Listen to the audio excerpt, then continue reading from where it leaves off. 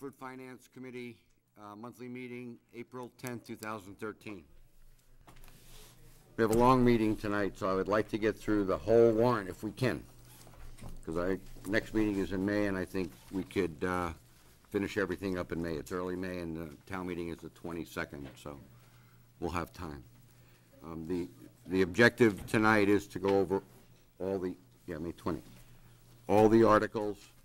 We'll leave the budget till May, because we have to meet with the school department, school committee in a couple of weeks, or next week, I believe, finalize their budget. And at that point in time, we should have a final budget. So that's the plan. All right, minutes, March 13th. Move to accept. Second. All in favor? Opposed? Abstention. Hmm? I'm abstaining, I wasn't here. Okay. Mark, I have an abstention as well. Who's the Whalen Aldo. Budget Subcommittee, March 20th, 2013. Move. Second. All in favor? Opposed? All right. Any subcommittee updates? I have one. Who said that? Go ahead. We continue to go through the capital. Tonight we'll meet with the youth center, posted meeting, to just look through the long-term capital. Mm-hmm. We will continue to pick one department every month to update the capital sheet. So each month we'll continue to update it so that we are on track, as we said, to have a full review of all the capital items at least twice a year. Okay. But my plan was to table those two articles tonight until you have your meeting, and we'll discuss them next month. Anybody else? Me. In your packet, you have some information from Blackstone Valley. I had a meeting with Dr. Fitzpatrick, a very good meeting, actually, and he apologizes for not being able to be here before the budget is finalized, but we'll catch him in the fall. If you go over the packet at your leisure, I know you just got them tonight, our contribution this year has gone down $47,331. And it's not because of lack of students.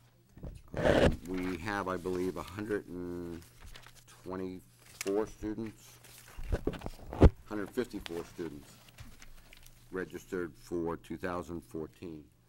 So we're doing very well. He had some other information for me which I can't share at this point in time, which I hope he will share in the fall, but it's good news, actually. So they're doing well. They will also come forward in the fall with a capital appropriation to expand the school, and I think our contribution on an annual basis will be about $8,000. So again, we'll leave that to the fall for further review, but you can read the information in your books. Anybody else? All right. Everybody get a copy of the warrant?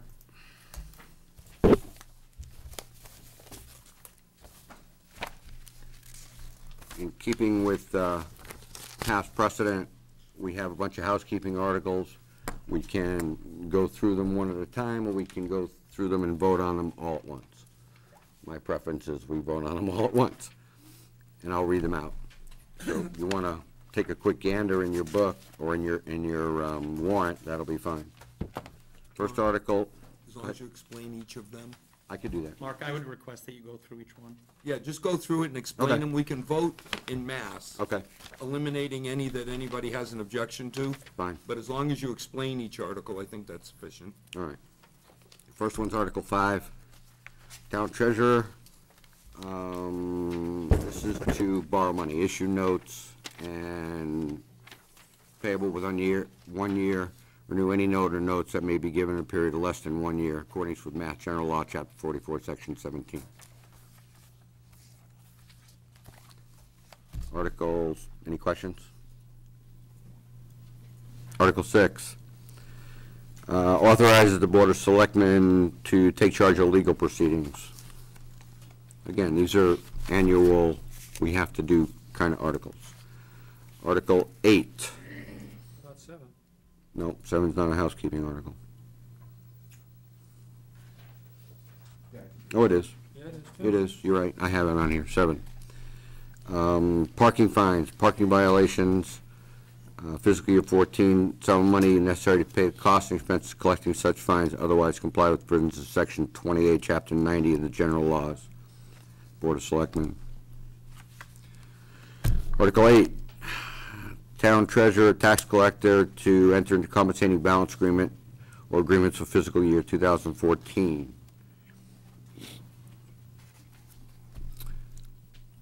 Article 9.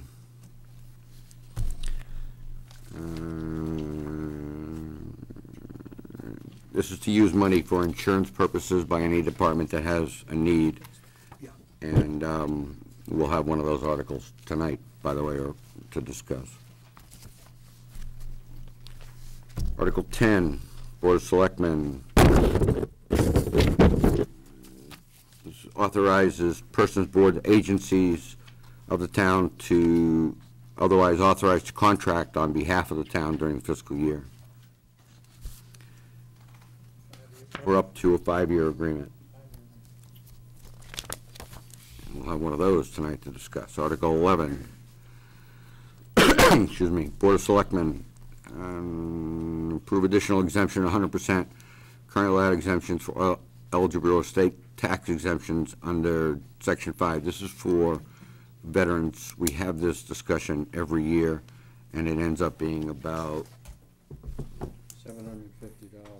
It was Yeah, it's not a lot. $45,000 each year. Yeah. For the 124 vets and 16 blind residents and 100 seniors for last year. Rick, any changes to that? No. Article 12, town treasurer to accept deeds in lieu of foreclosure. Everybody understand that one? Article 13, school department that takes funds from the vending machines and put it into their activities fund. That normally doesn't come under housekeeping. Say again? That does. normally does not come under. It did last year. Yeah, it Jerry. does. We called it, Okay. with all due respect, last year in the notes, we called it a housekeeping issue because it was Okay. something we said in the discussion last year that it's their Every year. potato chip money, they get Yeah. to keep it. Okay, and just. Article- just Last Most year's. everything you talked about is Board of Selectmen up to that point. Just- No, it's okay. Last year. I'm just going through them. Article 14 is all departments, see if town will vote to authorize revolving funds. There's a lot of them. Zach, any changes to the revolving fund issues this year? I'd like to see the youth center increase. I can't hear you, Zach. Can you speak up? I would like to see the youth center increase the spending limit from the current 110 to 150, as revenues have definitely gone up and the funds remain stable. And I think they should be able to use that revenue. In light of that, we can't, we need to Take that one out. take that one separately. No, we can vote on that. If we approve that, it goes under the, when it's brought up at town meeting, the numbers are put down for that number as opposed to 110,000. Right, Chair? Well, whenever everybody agrees upon it, why don't go forward? Yeah. I mean, this is, what we do is a master article now that has all revolving Right. accounts, instead of doing 7 separate ones. Well, I suppose I could. Instead of having all of these separate articles, we have this, so they're all standard. The one last year was ultimately set at 110,000 for the, For the youth center. The youth center, so you can maybe handle that question separately as to whether or not you should agree to an increase, but then maybe vote it subject to that. Just as an aside, to call them housekeeping articles, really, it's not quite right. These are annual votes. They're not housekeeping. They're annual votes that have to be taken by town meeting. That's what we- And housekeeping sort of indicates they're not important. They are important. Oh, no. But they are annual votes. Most of these have been voted for 30 years, but they really have to be voted. They are important. In any event, that's the way you can handle it. Pleasure of the board. Committee? We You need want to to talk take that- about it We need now? to take that up separately. I think we should have a separate discussion on, because there's a little bit of a discussion that needs to go into whether or not to raise that. Okay. So I think we should vote to authorize it, which is fine, but maybe later on tonight or whenever. We can have the discussion right now. As part of this discussion, we Sure. can discuss it right now. My recommendation was take a vote. The recommendation is on to- Previous housekeeping articles, as you categorize them, put those behind us, and then take this up as a discussion. Well, this is the last one. Annual vote. Is that what we're changing it to? I prefer calling these annual votes Mr. rather than Chairman? housekeeping, but that's my Report to preference. town meeting will now refer to annual vote. That's fine. So we're talking Articles 5, 6, 7, 8, 9. Okay, so we're on 14. We can discuss the additional monies requested by the town accountant for the youth, Okay, yes. for the youth commission. You're right. Reoccurring annual vote. Is that the pleasure? Fine. You want to raise it from 110 to 150, Zach, why?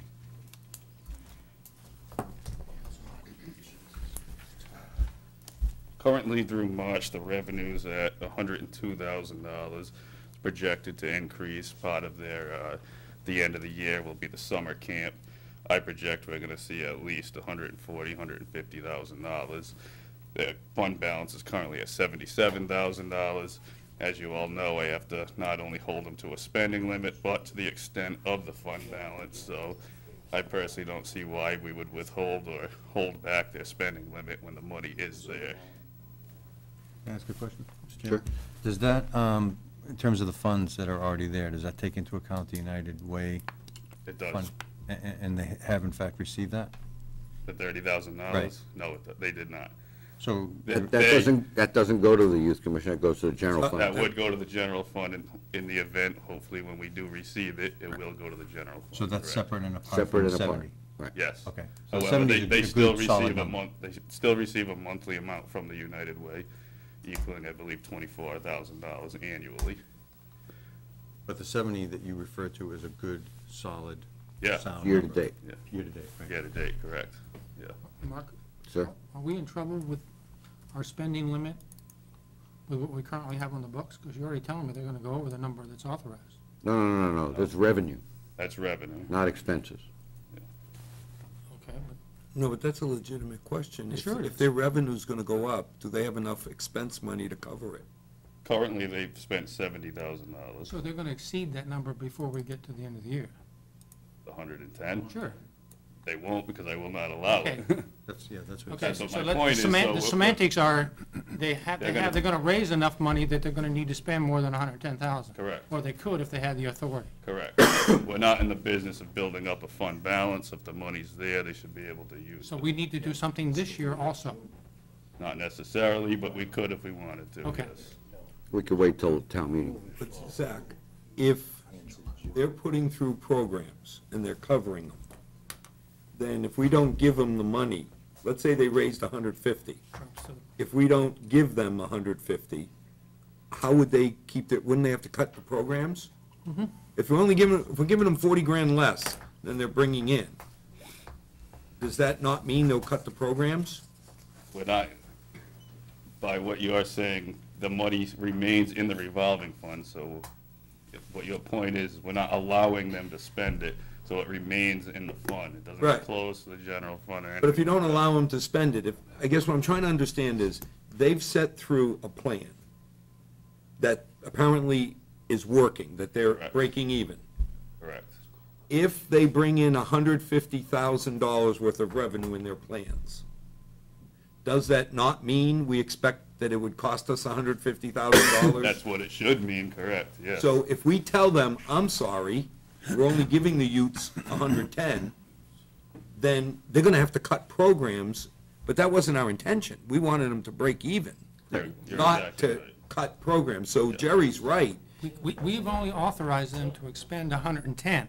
So no matter what they take in, they have to stop at 110 by virtue of the statute and the Correct. limitations that we put on them. Correct. Chapter Unless 44, we take action to cover Okay, it. so if we don't change that before year end, that money will have to go to the bottom line and end up in a fund balance. It'll be there July 1st Yes. to open up the next year, but we will have a short-term gap. Maybe. Possibly. Well, I think we need to find out before we create another debacle like we've been through in the past. Yep. And we need to fix it before we run up against this problem. I'd like to have David's Yeah. the sub-chair, or the committee chair. I'd like to have him look at it and give us a report to say, what should we do? Because if they've lived up to their end, Put that in the form of a motion, Alan, and then we can move on. We have 2 months left of the fiscal year. Okay. I mean, I've already met with them once, and I think what Zach is saying is he will not allow them to deficit spend. So Right. I don't care what it is, if it's $1 million or whatever. That's what my point is. We didn't have this safeguard in place before, but we do now. Right. So I'm okay with going to 150 based on the meetings we've had. If That's the the next revenue is fiscal year. not there, Next fiscal year. if the revenue is not there, it can't be spent. Can't be spent. so- right. Correct. No, I'm not There's worried two about, controls in Zach, I'm place. not worried about next year. Yeah. What I don't want to do is put handcuffs on them for this year to say, hey, if you've lived up to your promise, you're breaking even, your program's bringing in 150, then we've said you should be able to spend 150 this year. Yes. I'd hate to All see right. them cut programs in June and handicap them. That's not what he said. So I'm confused. Are we talking about changing something for this fiscal year that No, we're in? we're mixing two, you're right, David. Oh. We should focus tonight on next Next year, and fiscal all I'm year. saying is let Correct. David We come have- back we at the have- next Oh, all right, meeting. that's We have fine. another meeting Talk to about, discuss. do we have a problem this Talk year? That is a Correct. valid point, though. Correct. yes, Yeah, but it focus is- on next year, that's Gentlemen, tonight. gentlemen. David, come back about this year, do we Gentlemen. have a problem? Okay. We that's have fine. June meeting, and we have money in our account for emergency transfer if we have to do that. To make that difference up after town meeting. So I'm not that concerned at this point in time. I'd like to talk about the 150 for next year, which was the discussion. Right. I'd make a motion, we approve the 150 as recommended by town accountant. I'll second that. Any other discussion? All in favor? Opposed? Okay, so when you present the article on town meeting floor for the revolving funds, that will show 150,000 for the youth center revolving fund. All right, so now we'll talk about Article 14 in general with that change. I make a motion, we approve as you had presented. If you want me to go down and itemize each one, I'll be more than happy to, but Go ahead. we'll start for the record, Article 5, 6, 7, 8, 9, as previously discussed, 10, 11, 12, 13, and 14. I Correct. make a motion in favor. Second. Yeah, 14 as amended, Jerry. Excuse me, as amended. Thank you for the- 150. To 150 as recommended. Amended. Any other discussion? Any other discussion? All in favor? Opposed? Thank you. Man, that was, That was a good one. Yeah, That that was a was- whole bunch. huh? No, I know. All right. Next article are Personnel Board articles. Anybody here from the Personnel Board? Mark, what number? Article 2 and Article 23. I met with them. All right. And We invite the Personnel Board, right? you did invite them in? What article was that, Mark? Article 2, Okay. I believe they came in at exactly 2%. they did, Right. for that, for Article 2 people. Who's the representative? Article 2 are salary positions I don't think it's Jim LeBoer anymore. Who's the committee person? Benny? and hourly rated positions. Mark? Sir? Who's the chairman of the committee, subcommittee? It's not Jim LeBoer anymore, it's, I don't know. I No, forget. I'm talking, our representative. it's me. Oh, I'm sorry. That's why I asked. The event. I asked you that. All right. So they came in at 2% for Article 2.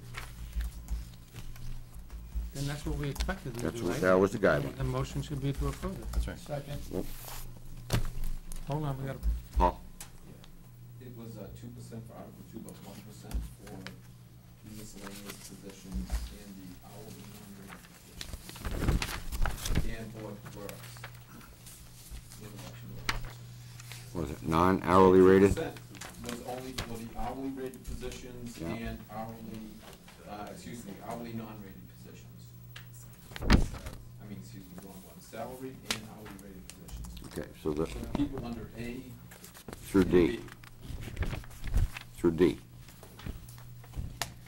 and the The rest were 1%? through D, So 2% for full-time, 1% for for all non-union? non-rated, Oh, and miscellaneous. D, E, no, I'm sorry, E 1%? and F. that's what I'm asking, I'm trying to Paul, get can we clarify? A, B, C, and D. a 2%.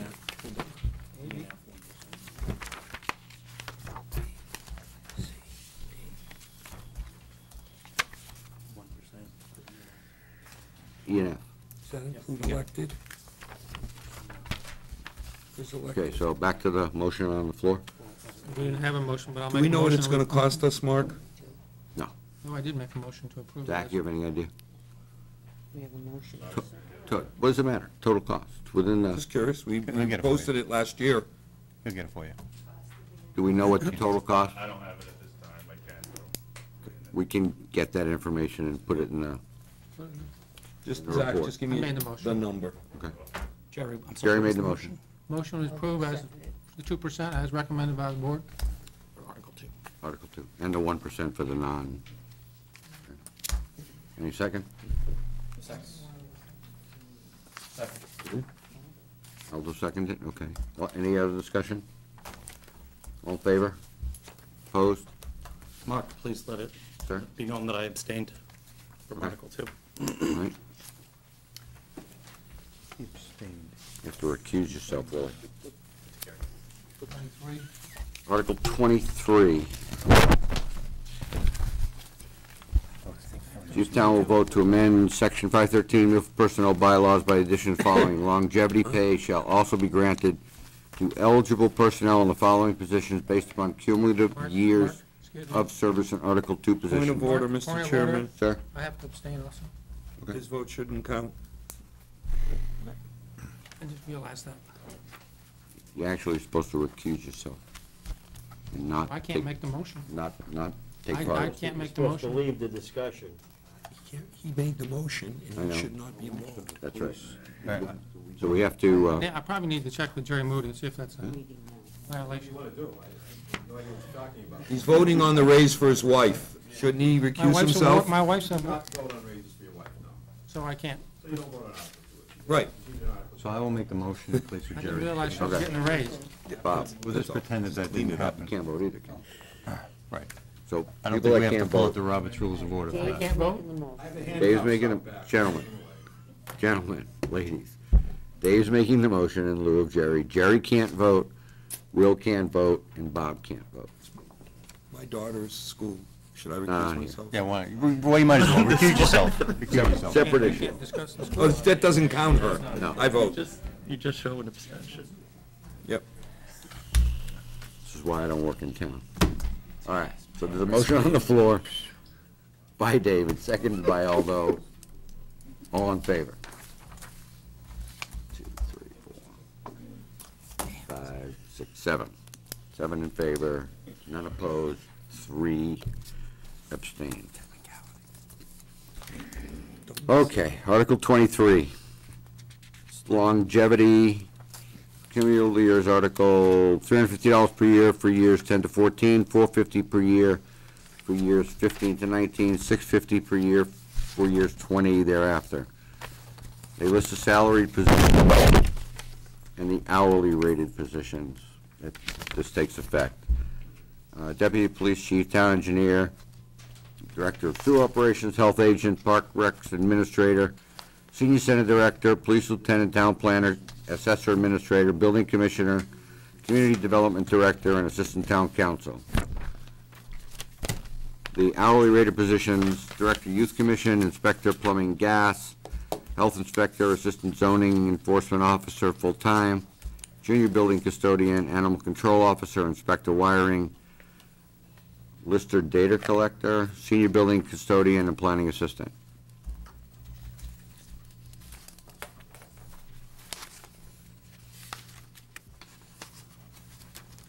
Any Make a discussion? motion to accept one. Thank you. Have a second? Second. Guys are asleep, man. Any discussion? Chris Moore. Okay. All in favor? Opposed? Oh, this is like pulling teeth tonight. Come on, guys. Yeah, but at least we're not It's no fun being. Oh, I know. Article 17. Why? Rick, you want to talk to Article 17, which is the Veterans Administration?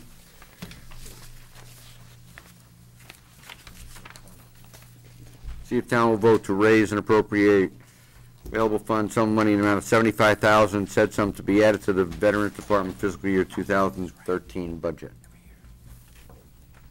Everybody knows Rick. This is Lou with a tie, as opposed to,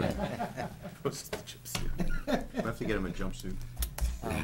he wears a jogging suit, just so you know, you could do that. As you know, veteran services have increased dramatically, so there is a need. Yeah, I think as you also know that 75% of what we expend will be reimbursed by the state. So that's the reason for this article. It just makes sense. It's difficult to foresee what services you'll have to render at the beginning of the year, so that's the need for this article. Mr. Chairman, Second. this isn't the first time we've seen this one. No, it's with, every year. Johnny does a good job running that administration, he takes care of a lot of the vets, and as we know, with wars ending, it's gonna be an increase, so. Any other discussion? You have a motion and a second? Motion and a second. Aldo, I did. all in favor? Opposed? Thank you. Thank you. Article 42, Rick, don't go away. It's Commission on Disability, and since nobody from the Commission on Disability is here, I'm nominating you, if you know anything about this. Yes, this is the grant that they do, I think, every year. This is 23? No, 42. Article 42. Got it. Handicap parking. Right, it's handicap parking. Okay, that one I don't know. 22 or 40? It's, I believe it's adding, making sure there are enough parking spaces. Is that right, Jerry? Replacing Article No, it's just rewriting it to bring it consistent with the law in a couple of respects.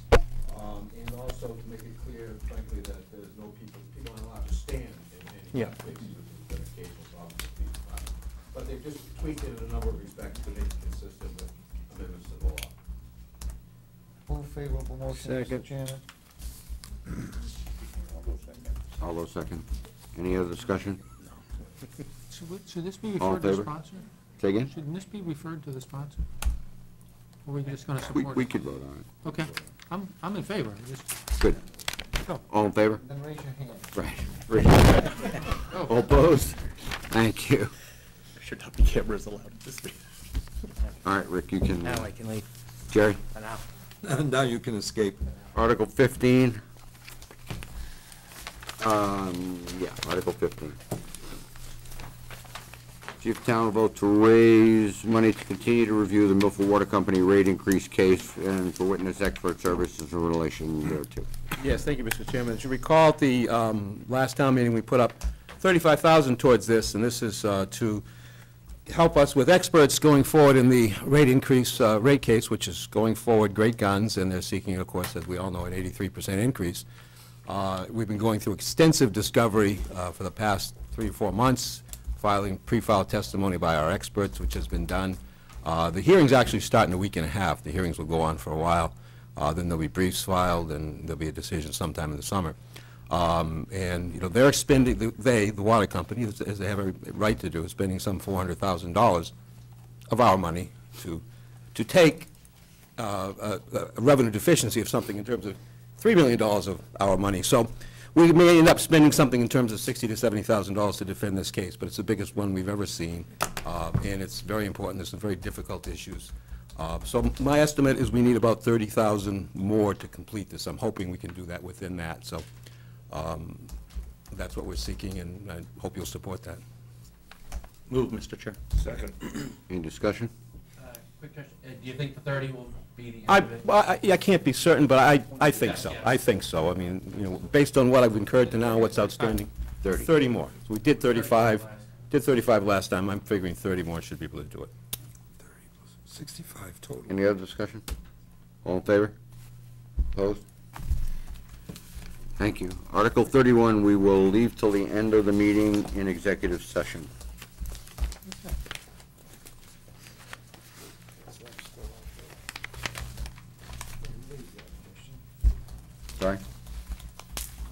Just that. Taken care of. Article 40.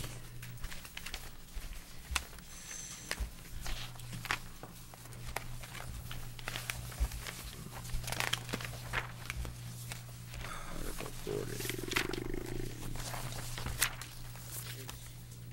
Police Department. Chief here? Said he would be here. Probably out getting another bullet. I make a motion, we approve of the request for 5,000. All right. Second. It makes sense, the way it's written. I'm just wondering. You want to wait? I just had a question. I don't, yeah, it's fine, it's just, He has a uniform allowance. I'm not sure why that this is not covered under that. you know what, this says Police Department Honor Guard. I know, but Oh, they're part of the police I thought department. it said auxiliary. No, honor guard, part of the It's a police little- It's a little department. different, so. So, Does the honor guard get a Mr. uniform Chairman. allowance? They do now. Formal wear? All right, so we want to table this till the police chief gets here? All right, we could take, Is that the differentiation? Extra money in the budget. No. all right, why don't we table this till the police chief gets here? Oh, no, this year. there's- Gentlemen, All all right. Article 24. Article 24 and 26 are zoning articles, so to speak. And what I'd like to do, 24 and 20? yeah, 24 and 26. What I'd like to do is refer to the planning board's recommendation. Defer to them? Both of them? Yep, Can you tell us what it is? Article 24. Rezoning. It's rezoning.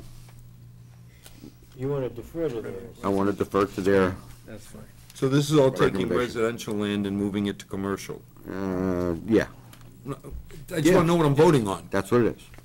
24 is. That's, Area that abuts the commercial zone. but I mean, in general, we shouldn't refer, we should vote on this, because this is moving money. Sure it is. We're taking Revenue. land that's at one and increasing it to one. But I don't know what the planning board's recommendation is. And there may be some extenuating circumstances. Yeah, that would- right. So, Let's find out first. well, I know what one of them is. One of them is against and one of them is for.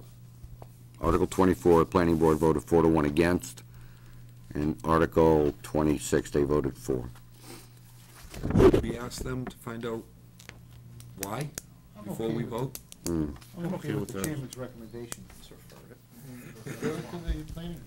Refer to the planning Okay with that. I'll board make a motion. recommendation. They'll make their recommendation at town meeting. Motion to that effect, Mr. Chairman. Second. Any other discussion? Refer to, Planning board recommendation. Any other discussion? that's fine, the planning board, that's different than the sponsor, though. That's right, Right. Excuse me? Refer to planning board. Refer to Planning the board. planning board. correct. It's been a history for about 40 years. Is that for 24 and 26 Yes, also? yes. We need two separate votes, we can Well, 24 first. We're talking about 24. have a motion and a second? Motion and a second. Any other discussion? All in favor? Opposed? All right, Article 26, Same policy? same policy. Move. Second. Any discussion? All in favor? Opposed? Hmm? All right. Article 32 and 33 of the Youth Commission, we said we would move to next week, next month, after Al meets with the commission at the Capitol. So we'll talk about Article 18. Brian?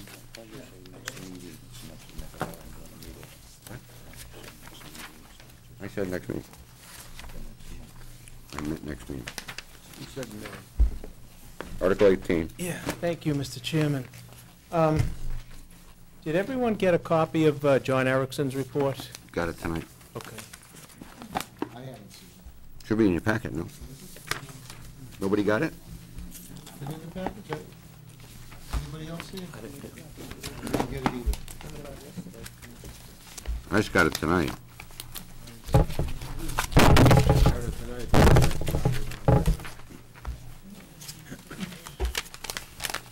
So essentially, as I'm sure most, if not all, of you know, the Armory is in very poor physical condition at this point. Yep. Do we have a copy of it? I have a copy. You want copies? Talking about the one from March 13th, March 11th. That John Erickson wrote to Brian about the youth center, talking about the survey that was done in 2010. This one. 18. You didn't get it, Paul? That one. Right here. Can you make? You gave it to me. Can you make some copies? That's an old copy. No, March 11th, 2013, brand new. I didn't give you that, I'm not sure that I Okay, maybe you did. This is the report here This one. from the building commissioner. Correct. March 11th. I have that. You don't have it? Paul, can we take 2 minutes, Brian? I was going to put it in trucks, yes. Oh, you did. Okay. Can you- 2 minutes? Sure. We'll Yeah, make some take your copies. time. Yeah, take your time. Well, when you get the report. Right. You will see that, and as I'm sure, you know, most, if not all of you realize, the Armory, the condition of the Armory is quite poor. It starts, I think, at the roofs, and it's one building, but you've got a smaller flat roof section on the front portion on Pearl Street, and you've got the larger membrane over the gymnasium. When I saw that the Youth Commission was putting forth the articles to replace a portion of the roof and some doors, I made contact with the Youth Commission, Sydney, and I asked John Erickson to go through the building, evaluate the condition of the building in light of the feasibility study that was done in 2010. And everybody should have had the feasibility study. If you recall, we presented it to this committee back at that time, which talked about 4 different alternatives in terms of renovating the building. So John's report came back, and as you'll see it, essentially, he's talking about replacing the complete roof on the structure. Once we do that, the cost of that, and he based his costs on the ongoing roof project at the police station, which is obviously very, very pertinent. The cost of that roof would be in excess of 30% of the assessed value of the building. When that occurs, that triggers the handicap accessibility work that needs to be done in terms of the bathroom, the stairwells, the elevator, the entrance, the exit. That work, in turn, triggers plumbing work. That work, in turn, triggers fire code upgrades, the sprinkler system, and all of that stuff. So that's why I put this article on the town meeting warrant, to really address this building in a comprehensive, complete fashion. And I think to do anything otherwise would really not make sense. It would be like, you know, putting Band-Aids on somebody who needs a heart transplant. And when we took that building in 2006, we had all of our town officials evaluate the condition of that building, and you should have that report also. That report's dated, I think, 2006. And that's very comprehensive. At that time, Building Inspector Tony DeLuca estimated that the roof was somewhere between 15 and 20 years old in 2005. And there was, of course, evidence of leakage and that sort of thing. As I backtracked on the records that I had, we took the deed, I think, in '07. The information that I obtained, I guess, from paperwork that we had through the National Guard, it seems as though the roof was done on or about 1987.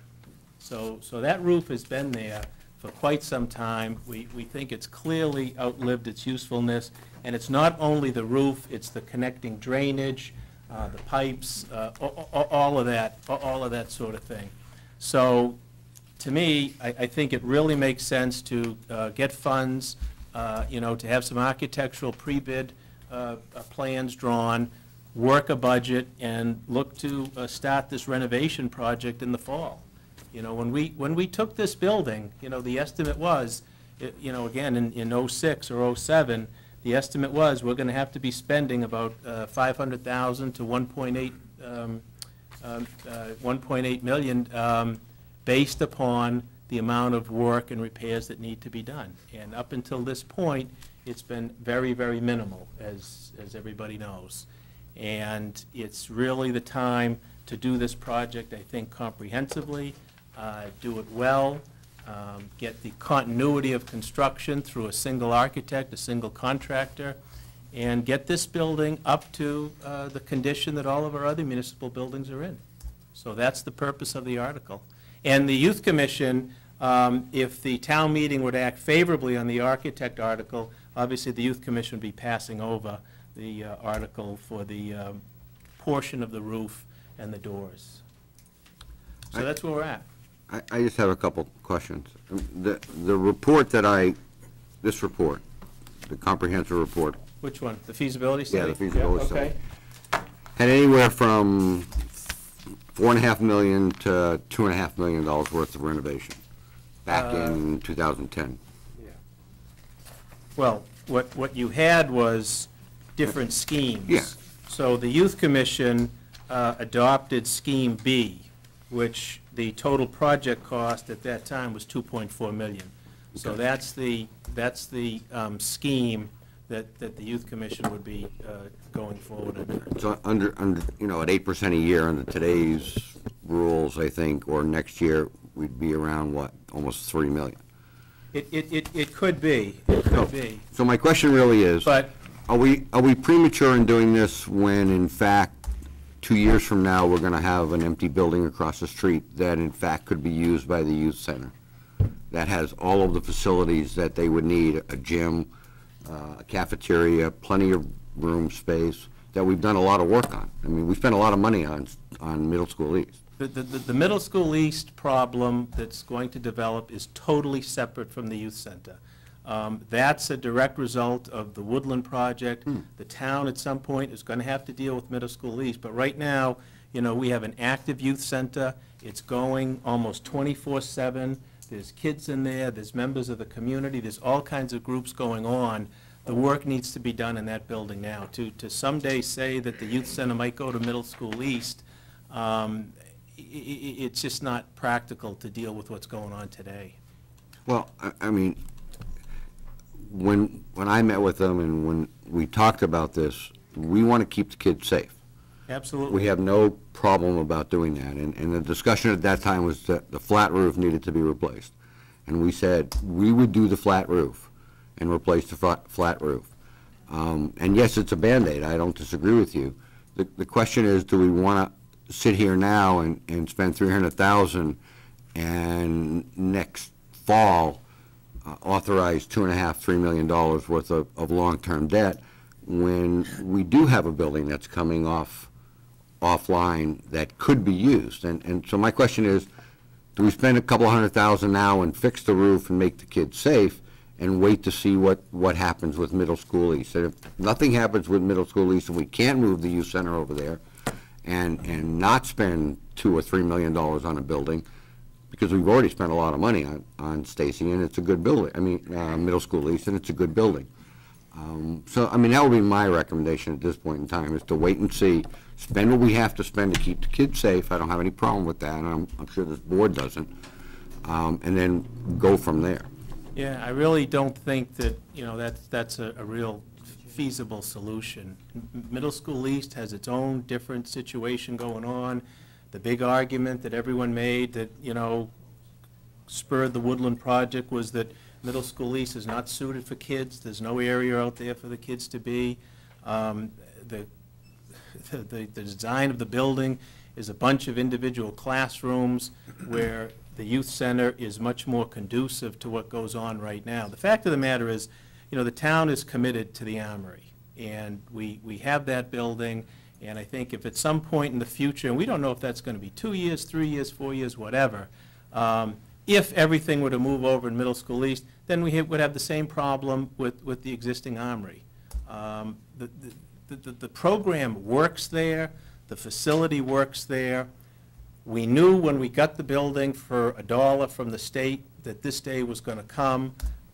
It's been a long time. We've gotten by without really spending any money on that building. And this report has been in everybody's hands for at least 3 years now. So this is the plan. And it's time to exercise that plan. There's no question in my mind. Sure. You mentioned do something to keep the kids safe. If I understand what Mr. Murray has said, if you appropriate the $350,000 for the roof to keep them safe, then you trigger everything. No, no, no, no, no, stop. No. No, there's 2 roofs that we're talking No, about. I understand that. I understand. And only a portion of the roof needs to be replaced. I heard the number is $350,000. That's for the whole roof.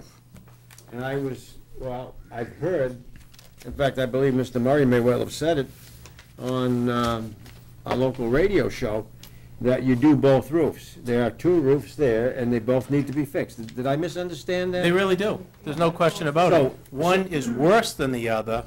I just want to get all the ducks lined up. If we repair the roof, let us assume for a moment that both sections need to be replaced. If we're going to spend $350,000, that triggers bringing that building to code, period. Goes without saying, plumbing, electrical, fire, handicapped, and whatever else is in code. So Correct. if this is going to go forward, then there should be no mysteries. Everyone should understand where we're going with this. But When I say everyone, I mean the folks on the 3rd floor. the only exception I have to your discussion is that the flat roof is the one that's leaking. They're both leaking. It's just a degree of which is worse. The one in the front is so bad that the actual plaster and cement is falling off the ceiling and off the walls. The one over the gymnasium hasn't reached that point, but it's going to. So to try and put a Band-Aid on the front roof with one contractor this year, and then maybe put a Band-Aid on the back roof next year with a separate contractor, just invites disaster. You don't get the continuity of construction. We might have a second contractor come in. There could be a problem in the intersection points, and all of a sudden, these 2 contractors are pointing at each other. Not to mention that you're talking about a replication of work. I mean, the town has never done things like that. Went to the police station, we're doing the whole roof. Very similar building. Very similar building. And a much shorter lifespan roof. You know, that police station roof is a lot younger than 1987, I can tell you that. So that hasn't been the philosophy of this town. So what's the article we're submitting? I just want to understand, if we vote for the 300, we're really voting for 2.5 million. Correct. At least 2. Right, at least You're voting for architectural plans, for pre-bid plans and a budget, Yeah, so but that in Brian, the we're not going to fall- do 300, because 300 commits us to another 2 or 3 million. So Well, this is, the goal would be, you're right, the goal would be to then go forward with a construction project seeking funds in the fall, so this is a $3 million a renovation proposal. project. Correct. Chris? And also with that 300,000, that front roof still isn't fixed, which badly needs to be fixed. Absolutely. So that at least won't go till funding in the fall, so we're gonna have a leaky roof till Right. at least, I just wanted to be sure. Right, Okay. right, You have to right. remediate But, that. you know, there's got to be a sacrifice, I think, of some short-term needs for long-term renovation. Okay. They've gone by so long, the interior is getting more and more deteriorating every day. So the total the new renovation will cure all of that, because, like Aldo said, you know, they're gonna have to get plumbing, walls are gonna get torn out, so it's gonna rectify that. How long do you think the renovation would take, time-wise? Well, I mean, you know, that's the idea to get an architect. I mean, the architect is gonna give you your projected budget and your projected timeline for construction. A lot of this stuff, you know, we don't know about. Even the bids that the Youth Commission got for the roofs, they're all qualified. They're qualified on the sense that this is what it looks like now, guys, but let me open up this roof, and then all of a sudden, I don't know how bad the drainage is, I don't know how bad the leaks are, so it could be a lot worse. So, like any building project, we're not gonna know until we get the architect, and then he gives us the projected timeline. So while this is being renovated, the youth center will be shut down? Again, we It's a targeted approach, and that would be one of the aspects of the architect's work, to maybe try to develop a phased-in construction. There might be portions of the construction that can be done when it's less active during the year, and less construction when they're more active, maybe in the summer months. But it's not dissimilar from the type of work that gets done at a school. Mr. Chairman? Bob? Yeah, if someone could you refresh my memory, when we got the original proposal back in 2010, we did not execute the action plan at that time. I believe it was because of funding. I don't think it was because we didn't feel there was a need. Why did we postpone at that time, other than for funding purposes? Well, there was no proponent at that time. Basically, the Armory Renovation Committee finished its work, presented the feasibility study. It cost the town $45,000. $5,000 was returned to the general fund. From that point, you know, Yeah. someone really needed to pick up the ball and move with it. And that's my point, I think, Brian, is we recognized 3 years ago that we had to spend some money there. Once we committed to the youth center, I think there was an unintended, or not maybe verbalized, commitment that we would follow through on that. And again, I'm just going from memory, that we didn't follow through at the time because of funding, not because the need went away. So in 3 years, the need certainly didn't get better, it got more important. And if I'm wrong, help me with it. Mr. Chairman? Sure. I wasn't aware, Brian, of the 30% valuation trigger. What is the fair market value before? I assume you take It's the the assessed numerator value. is the new cost of a roof, and you divide it by a denominator of. If you look at page 2 on John's report, he goes through it. He bases the cost of the roof approximately $363,000. If you look at the last paragraph, he's got the actual cash value of the building of a little bit over $1 million. So that's John Erickson's analysis. Is there any way you can change the valuation method, make the denominator bigger, so that the cost is not, does not approach, I mean, real, seriously. And there are multiple and the goal appraisal- would be what, to not make the building handicap accessible? No, to just do the roof and then And not make the building handicap accessible? not do it today, but eventually do the other things. If not now, when? I don't know, but I mean, that's the question is, you're asking us to decide, like, what's your name, Al? What Al said is to commit to $3 million, and it's like all or nothing, and I feel like it's a hard decision to make without more data. Well, the thing is, you know, the data's been there, you know, since 2010. It's been on the books. Everybody knows that this is something that needs to be done, or was going to need to be done. We knew it in '06 and '07 when we took the building. If you look back on this study here, it says at some point you're gonna have to spend $500,000 to $1.7 million to outfit this building. Now, getting it for $1, I think, is a pretty good bargain. And none of this is the town's fault, by the way. This was a building that was in the custody of the state and the National Guard for many, many years, and we were guests in that building. But now we're the owners, and between this and this, I think the owners have a responsibility to the people in this community to make this building safe and accessible. Let me ask you in another way, if I may, Mr. Chairman. Good. Is it a legal impossibility to bring the cost down and still make it safe? Do we have to commit to that amount of money today?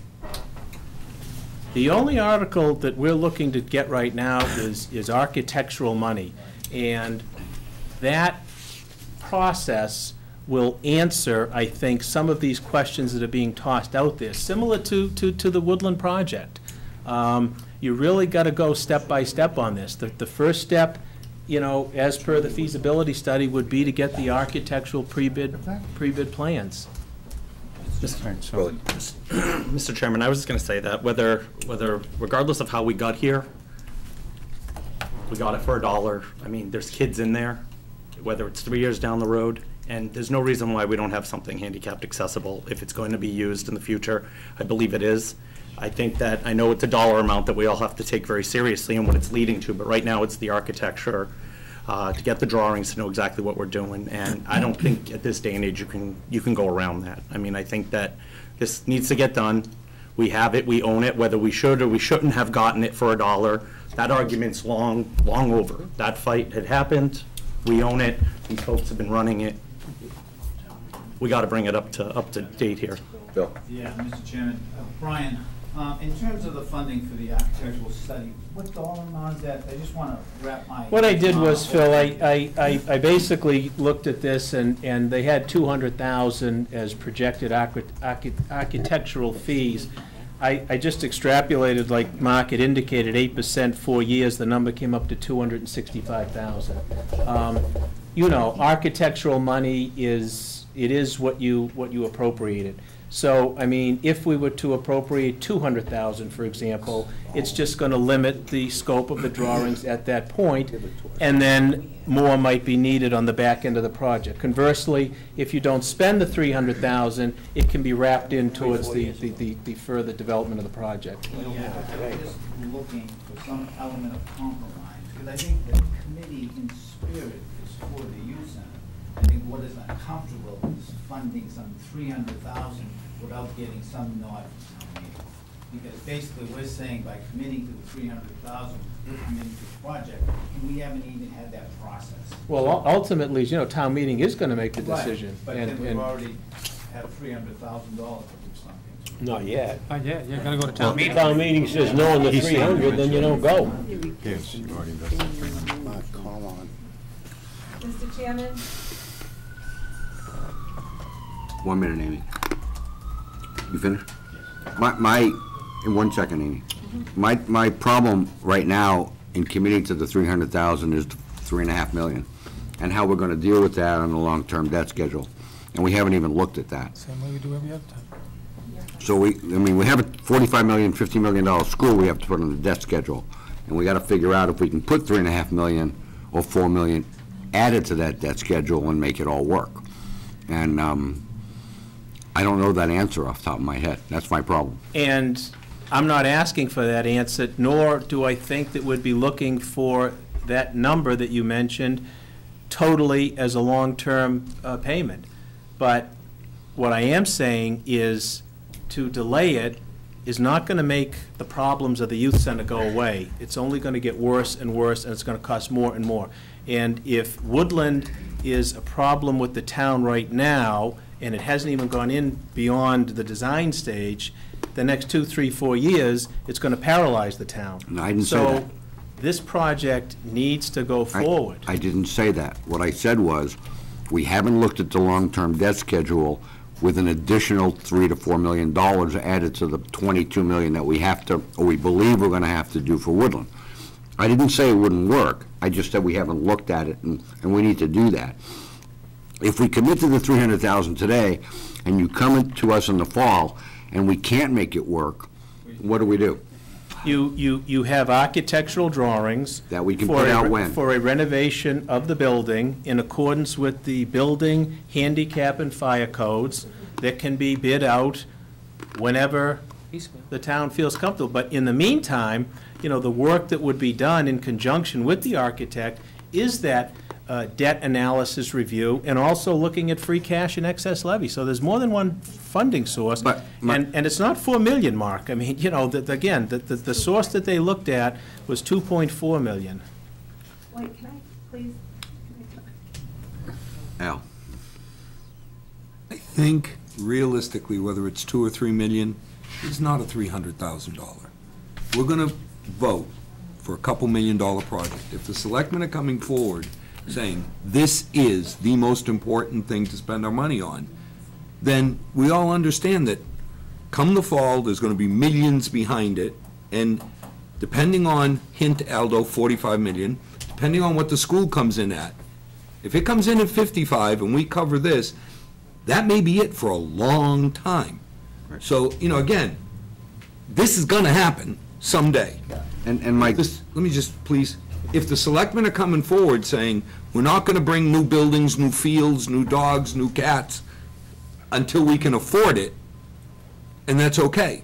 And candidly, you can't take away, at least from some votes, the levy capacity, because a lot of people really count on not having a double hit of not putting any money towards it. So Brian, if you're coming forward saying, this is the big gorilla, along with the school, and Well, 2-3 months from now, we won't be able to come forward with another big gorilla, or we may not be able to.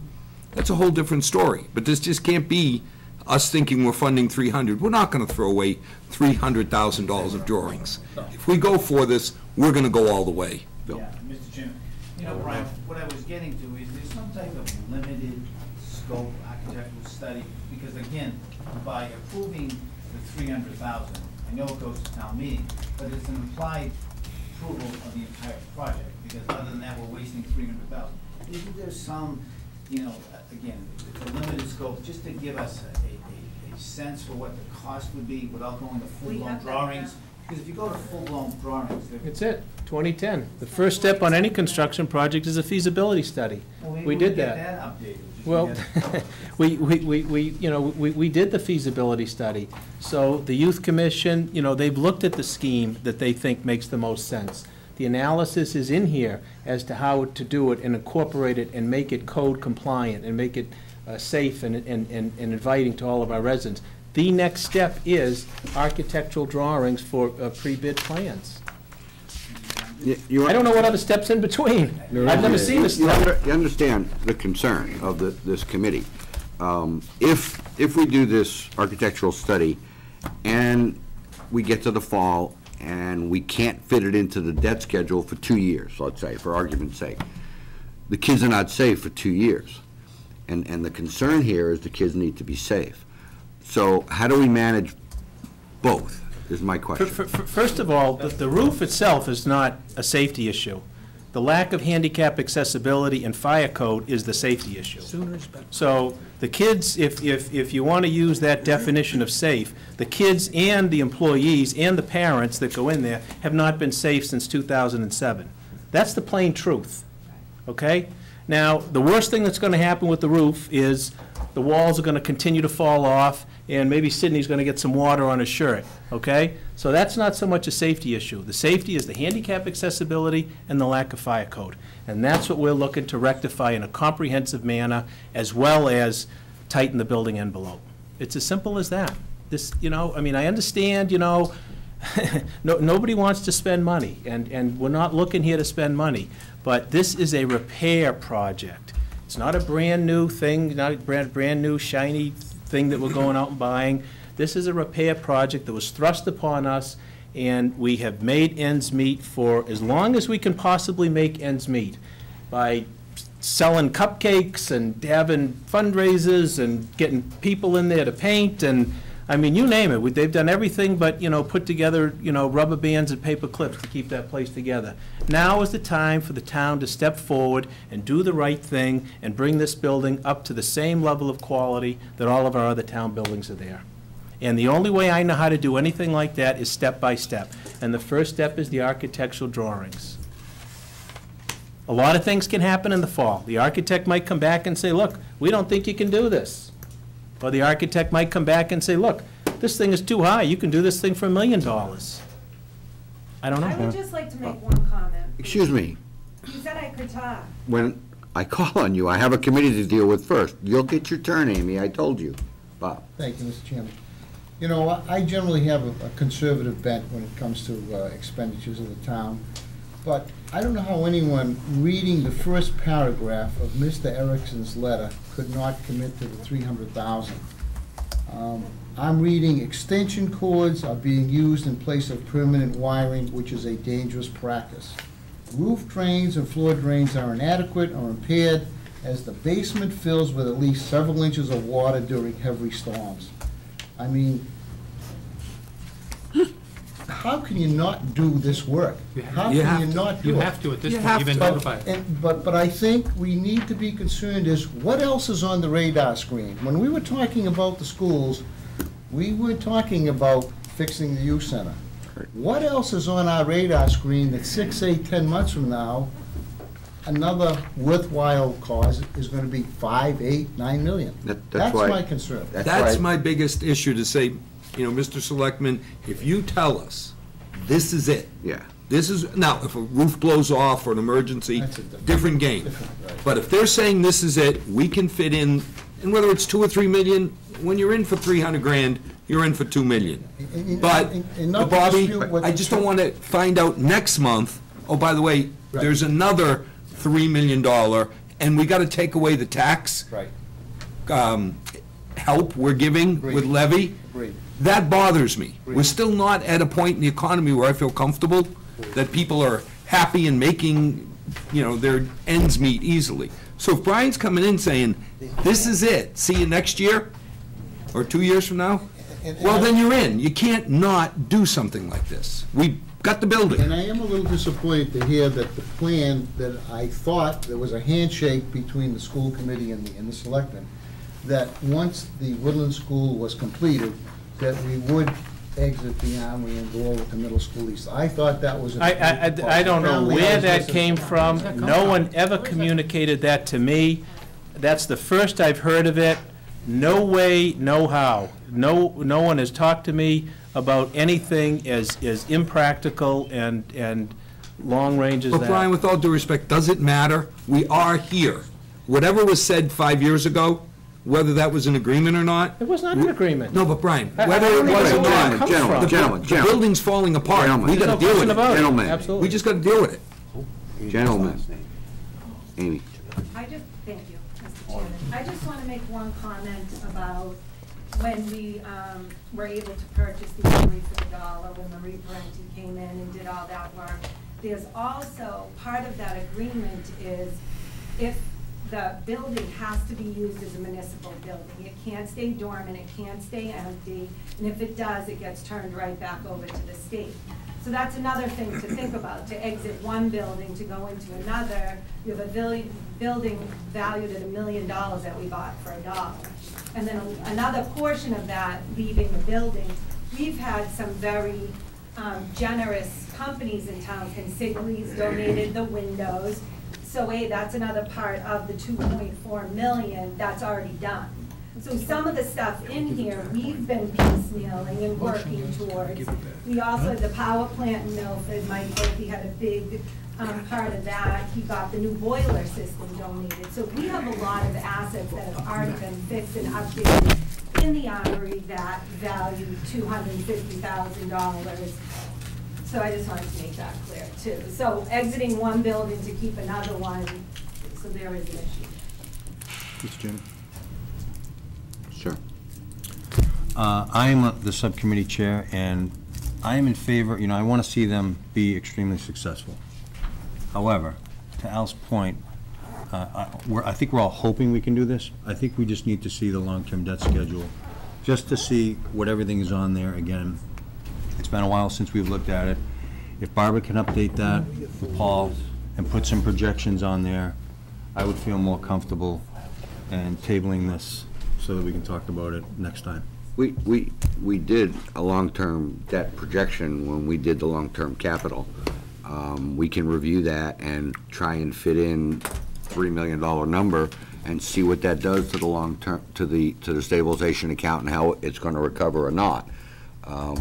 Right now, if I recall, with the school at 22 million or 23 million to the town, the stabilization account dips down to about $3 million in about 3 years and then comes back up after that. And so the question is, can we handle $3 million debt on that schedule and still recover the stabilization account in a reasonable fashion to take on more debt? Well, and again, that's the objective, because we're going to have other things. I mean, we have Godfrey Brooks coming, we have a lot of different things. Well, yeah, but your assumption is that the construction costs, which we don't even know, would be fully borrowed. And that's not necessarily a valid assumption. From here, you mean? Yes, on this particular project. What other assumptions can we make? It could be used for free cash. You could take a portion of it from free cash. You don't have to borrow the full $2.5 million. If we have the free cash. Mr. Chairman. Absolutely. Right. Alden. We're throwing numbers around, and you just mentioned 22. I jumped in because I know the school building committee has absolutely no idea. I know. I mean, when we throw money numbers out there, they stick on the wall, and that's what everybody remembers. And if you come in for more than that, so I just caution you, don't put the numbers out there because they don't exist as we sit here today. The 2.5 million for that project doesn't exist. It's a guess off of the feasibility study. It's a guess until somebody goes in there, starts cutting holes in walls and figuring it out. We've all gone through renovations. We know there's no number that you walk in with that ever holds up. That's why they invented contingency accounts to cover that. So the bottom line is this, we don't have any idea what the number's gonna cost. And I need to say what I said with Mr. Murray's arguments at the town meeting for the feasibility study. I don't have the answers. Didn't have the answers then, don't have the answers today.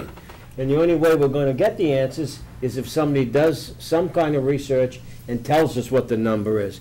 Now, with $300,000, I don't know whether that's in fact what he's gonna need. It might be a $200,000 number, I don't know. And if that thing came in with $4.5 or $5 million, that should be a fun time on the town meeting floor. But for you to say it's 2.5 million, we don't know. No, no. No one knows. Once you start going through that building, the 2.5 million might look like a bargain. So I have no clue. So the decision has to be, do you want to do something with the building or do you not? If the answer is no, there's your answer. Yeah, Mr. Chairman, yeah, I was gonna say the same thing. I mean, we're all saying that the building's in disrepair, that it really needs work, it has potential safety issues, and we're looking at whether we can afford it. I think that really, I'm comfortable, I'm not certain as to whether we can afford it, but that may be moot. We gotta do something with the building. We have this building. We're all saying we believe in the youth center, we wanna continue the program. We have this building, it needs work. We have to do something, and do something is the first phase. We'll get this architectural study. And I'm hoping it's not 300,000, Brian, I guess, because I do feel the sense that whatever it is, you know, it is an implicit approval to do the whole building, but I think that's what we have to decide. I think, you know, we got the building, what are we gonna do with it? We don't know what we have, let's do the study and then find out. Check. move Fine. forward. What's the possibility of us receiving the feasibility study again? And with your update, so bringing it current? You mean this? This is the last one I have. The architect distributed probably about 30 or 40. I gave one to all of the members, so there's got to be some How much somewhere. paper we get in a Somebody year? can, oh, I know, I get a lot of paper too. But, you know, I'm sure someone could make a copy of it for you. What? It's in the computer files, I mean. Okay. I can email it to That's the last one I everybody. have. I gave it everybody. I will. Everybody's got it. But then, on top of that, can we get somewhat of an update to that report? Kind of, there is no update. What do you mean? Yeah, for 300 grand. This is the update. Brian, this is the update. Data. Well, no, Gentlemen. There's no more data. All right, you were saying listen, that I there's- can, excuse me, kicking the I can can. email this to everybody, all right? You will all have a copy of that.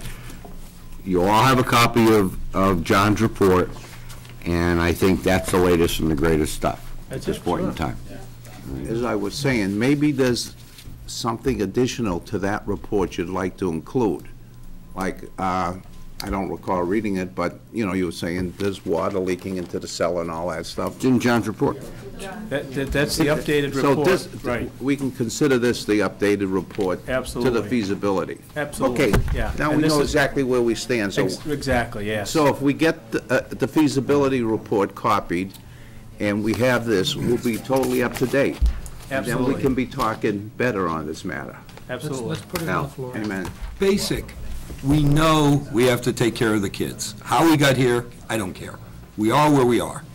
We know we'll find a way to afford it. Okay, Mark, we're gonna find a way to afford it. Albert? The question is, I hope and I so. keep looking at Brian, is this it? Is this the one you, in your heart, you believe that's gonna carry it? You know, this committee has access to the same information that I do. You've got the long-term capital plans from all of the different departments. When we get the capital plans from the fire department, the police department, we send it on. You have started a long-term capital plan subcommittee, I think, to better analyze this stuff. But you know everything that No, I but know in Brian, terms of all what's of on the those, horizon. we got, and we're trying to deal with like the Yes. big fire truck. What I'm asking is, do you know of any other big buildings, fields, schmiels, anything else coming down the line that isn't on anybody's radar? I don't think anybody, he knows Same everything, he knows everything that we know. Willie? I'd like to make a motion to approve Article 18. I'll second that. Favorably, recommend favorable action is what you Any other discussion? Let them off the hook. Mr. Chairman? In the amount of? Yes.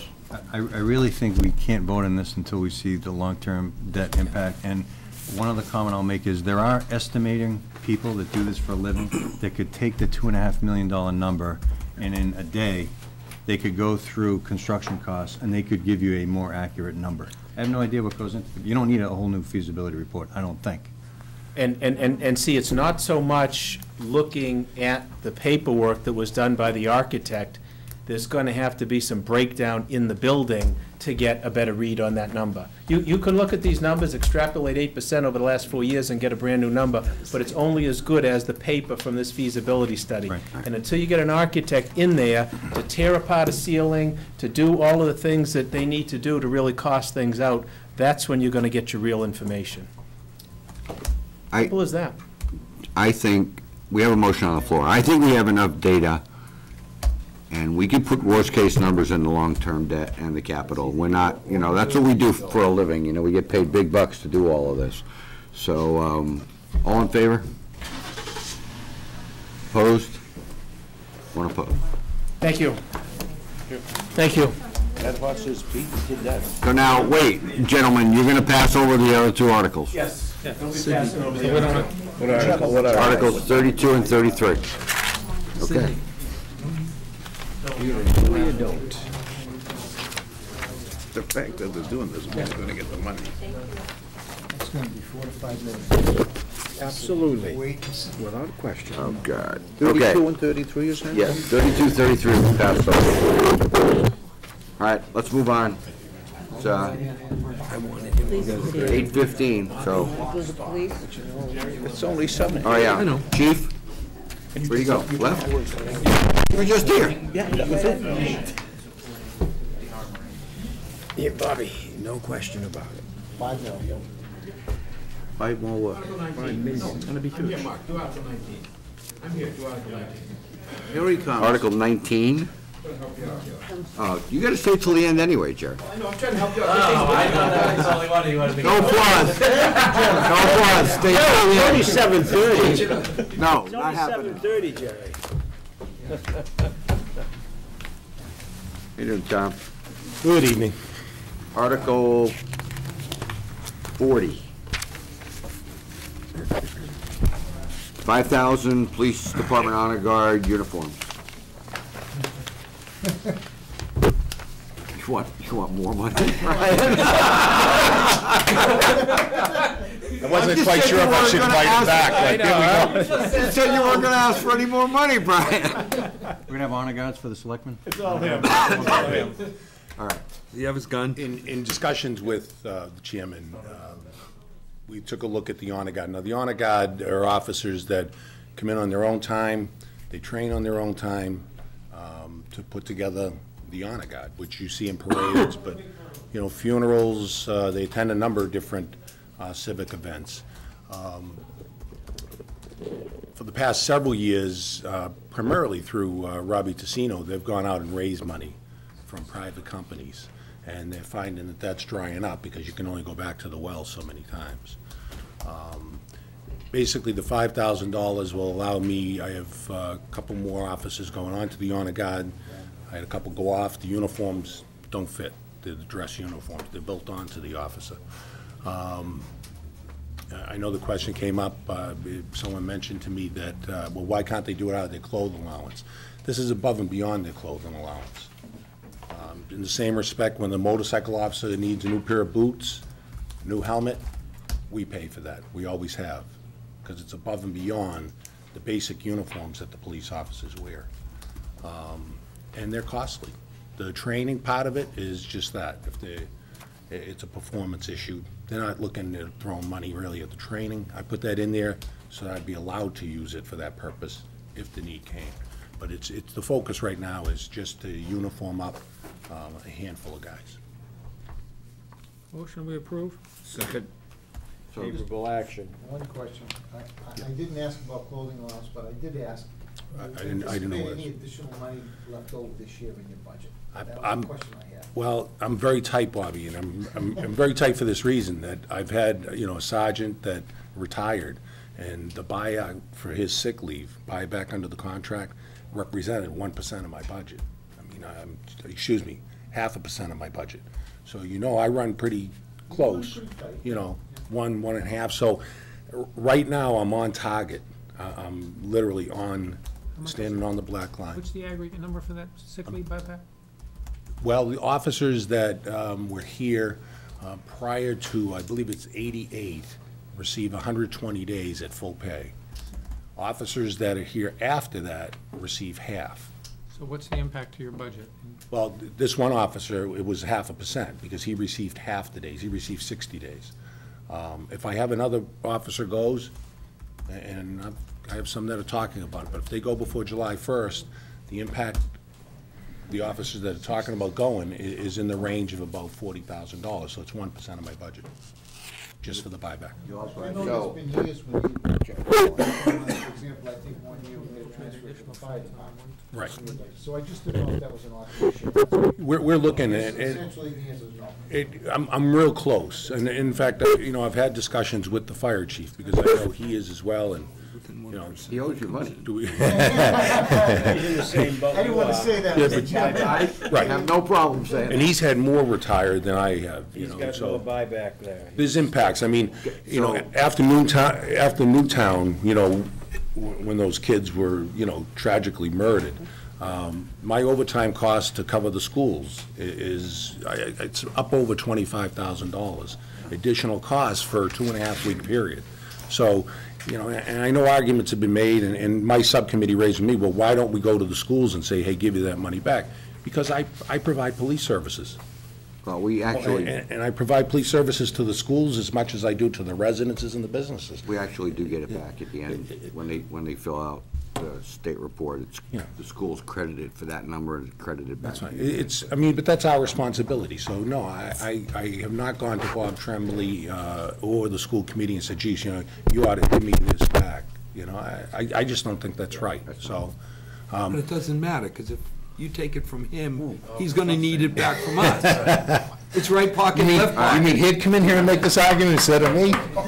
Well, everybody wants to talk, you know, there's a motion Should on have the made the phone floor. call. And a second. I just have one question about the Velcro uniforms that we're gonna get from now on, chief, so they can be adjusted. Any other discussion? All in favor? Yay. Good, thank you. Thank you. Thanks. You wanna talk about your? Sex offenders. Yeah. Let me just find that article. 39. 40. No, we just did 40. 39. 39, see if I think they will it's- I vote think to it's amend. 39. What's the next All the article? wording of that is not in what you have a copy of. It's Article 32. I emailed it. We just, No, all right, chief. Hey, Tommy, It's Article 39. They changed it to 39? you want this? Okay. is No, it I sex have it. offenders? 39. You just summarize, because they don't Yeah. have the total written. Essentially, what you're dealing with is the state has a sex offender registry board, and sex offenders that live or work in any community are required to come to the police department and register their place, their residence, if it's in the community, and if their workplace is in the community. If their primary workplace, you have someone that does landscaping. If the primary business is here, they have to register with us, because that's the locale of that particular corporation. At present, in Milford, and this bylaw, by the way, is geared towards level 2 and 3. Level 3, the state says they're most apt to reoffend. Level 2, we think they will. Level 1, we don't think they will. And the state's not, well, they do their best, but they're not particularly good at it. You know, you had that gentleman that was arrested on the North Shore who was attacking kids at his wife's daycare center, you know, assaulted a 7-week-old baby. You know, he was a level 1, yet he had been convicted of sexually assaulting a child. So all that law does is require them to come and register with us. Level 3s, we can post their pictures up around town, at schools, the library, all over the place. Level 2s, we can't. You have to come in and ask us for it. And you sign a statement saying that you won't go out and retaliate against these people simply because they're a sex offender. Level 1s, you can't get it. Level 1s is law enforcement only. So in Milford, by example, we have 77 sex offenders. 15 are level 3, 44 are level 2, and 16 are level 1. So there's 16 sex offenders out there in this community that people know nothing about. This bylaw says, well, we're going to control where you're going to live in this community and where you're going to go about this community to protect children and others who may be, or who are most vulnerable. Chief, can you read those numbers again? How many 3s, 2s, and 1s? We have 77 total. We have 15 that are level 3, 44 that are level 2, 16 that are level 1s, and 2 that have not yet been classified by the state.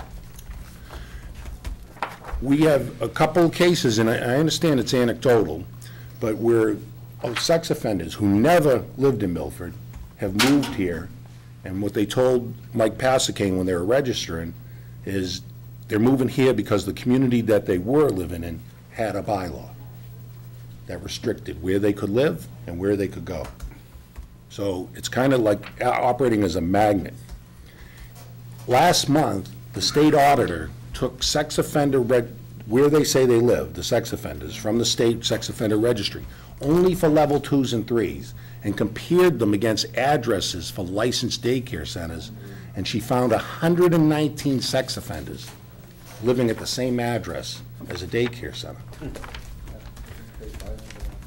WCVB TV5 this past month, they went and looked at all the sex offenders at level 3 in every community in the state, and they ranked them based upon number of sex offenders against population.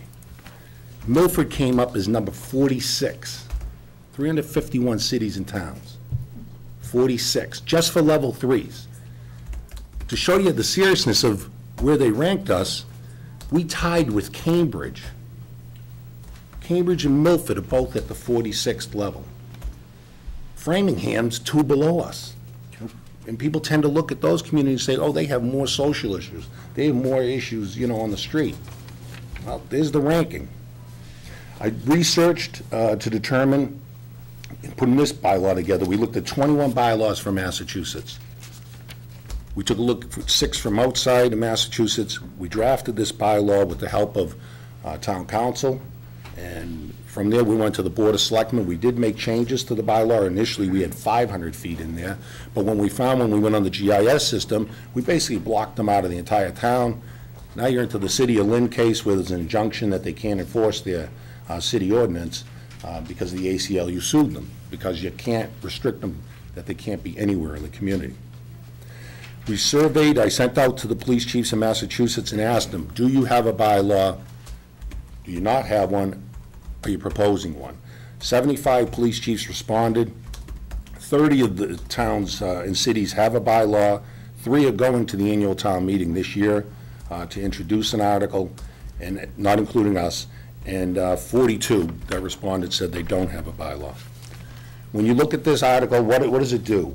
It says you can't live within 200 feet of a daycare center, a school, the library, and areas, you know, where people live residentially because they're, you know, residential places for people that have intellectual or physical disabilities. Elderly, too. Yes, the elderly too, senior citizens. Lemons the case, anecdotally, they find, here's the level 3 sex offender, and in violation of their bylaw, that's how they found him, and he's in an elderly housing place. And he's in there, he's not elderly, he's there disabled. So you can have issues. As far as them going to a school, they can. They just have to get authorization from the people that control the school, the principal, the superintendent. They want to go to the library, they can go to the library. They have to tell the librarian that they're a registered sex offender. And they can't go into the children's section. If they have a child, the librarian will assist them. They want to go to a park because their child is playing in a particular event, they have to let the coach know, I'm a registered sex offender, I'm here, my child's playing on this team. So that people are on notice. And keep in mind, it's only level 2 and 3. The people that there's public access to their information as a matter of law. They can't loiter for more than 15 minutes within 200 feet, school, daycare center, park, elderly housing, et cetera, the places we just discussed, school bus stops. We'll give them a listing every year. It's right in the bylaw. We'll gather the information from the state as far as licensed daycare centers, institutions where people that have disabilities are, and the rest. There are a number of exceptions in working with town council that are in there as well. You know, you have a sex offender who's a minor. They were a juvenile. They committed the offense, the court dealt with them, they can go back and live with their parents. We know where they're living, and it limits the number. If they're working at a business and down the street there's a daycare and it's within 250 feet, as long as they register with us and tell us they're working at that business. We're not trying to deprive people of their employment. Likewise, if they're going to vote, religious services, we had to put in there the lockup because we arrest sex offenders and we could be within 250 feet of any one of these prohibitions. There are licensed residences. We have one here on Altieri Court, which is supervised 24 hours a day, every day of the year, and you have a number of the sex offenders that are there. That's within 200 feet of a school? It is, but you have to exempt them under the law because it's built right into the state statute. We took out provisions that dealt with, and I had a conversation with Mark, which day, this morning, I lose track of time, that dealt with the issue of the person that rents the property or sells it. That's gone. This puts the onus on the sex offender. It's their responsibility to guide their life. And that's it. Any questions? Good. How is the offender put on notice? I mean, there's a lot of rules in there, and you have to kind of, you have to read up on them. So do they get a letter saying these new rules? Will they get a copy of the bylaw and something that explains to them in layman's terms? Yes. So that they're clear on everything? They will, I'm just pulling up the notice section.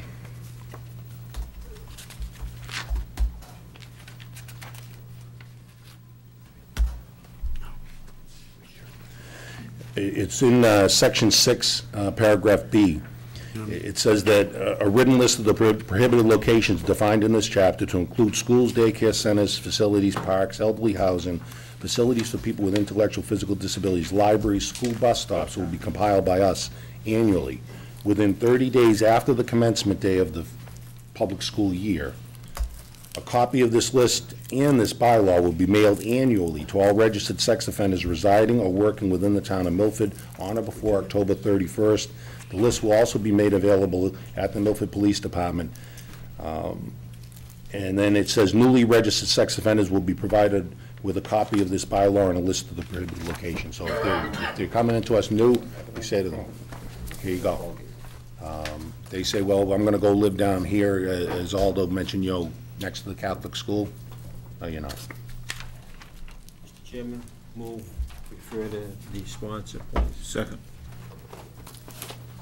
Any other discussion? Yeah, I think we ought to make it, with all due respect, I think we ought to make a statement here and support our chief. I agree. Referring to sponsor doesn't feel like I'm making a statement. Who said refer to sponsor? He did. Motion on the floor is refer to sponsor. Don't second it then. Don't second it then. No, it's already seconded, Jerry. It's on the floor. I'll withdraw my second. This is discussion. I think it's a bad move. I can't compliment the chief enough for taking the initiative to go forward and go put this thing. Let's withdraw. Can you withdraw the motion? The whole community feels the does. same way. He's shaking. Personally, Okay. thank I you, hear you. and I fully support that. running for I'm sure office? The whole town does. Okay, Thank you, Mark. He withdrew the motion. Mr. Chairman, I move favor. Okay. Favorable. Second by You're one of the Jim. hardest working men, Joe. All in favor? Wait, I'm chairman. Okay. All in favor? Opposed? What if someone lives there Favorable and the law recommendation. passes? What happens then? They have to move. No. Chuck made the It's in motion, there. Jack seconded. One of the exceptions that's in there, you asked the question, what if somebody already lives within 250 feet? They don't have to move. If they do move, then they have to comply with the 250 feet, if they move to another location. Grandfather. Okay? Or if they're arrested and convicted in the court for another sexual assault, then they have to New go. game. Chief, what if somebody comes to work, a contractor, comes into Milford just for one day? Do they have to report to you that they're in town for that one day? A number of the sex offenders do, and the reason they do is they don't want to get arrested. Okay. Because if you violate the sex offender registry law, you don't come and tell us, we arrest them. No ifs, ands, or buts about it. If they go out of state, we had a gentleman who actually grew up in this community, moved to Woonsocket. We got word of where he was living there. We went with the police, Rhode Island State Police, and the U.S. Marshals, and the federal government put him in prison for 3 years. So, just for failure to register, telling us he was leaving, telling him he was there. If they just come in for like 8 hours, to work here for 8 hours to... They stop in. What about a tow truck operator comes from out of town to pick up a car? No. No? They're okay. All right. They're okay. It's actually where the business is situated, so Okay. that's what the law says. Thank you, Chief. Thank you all, appreciate it. Good night. All right, gentlemen and ladies, Article 34 and 37, Barb.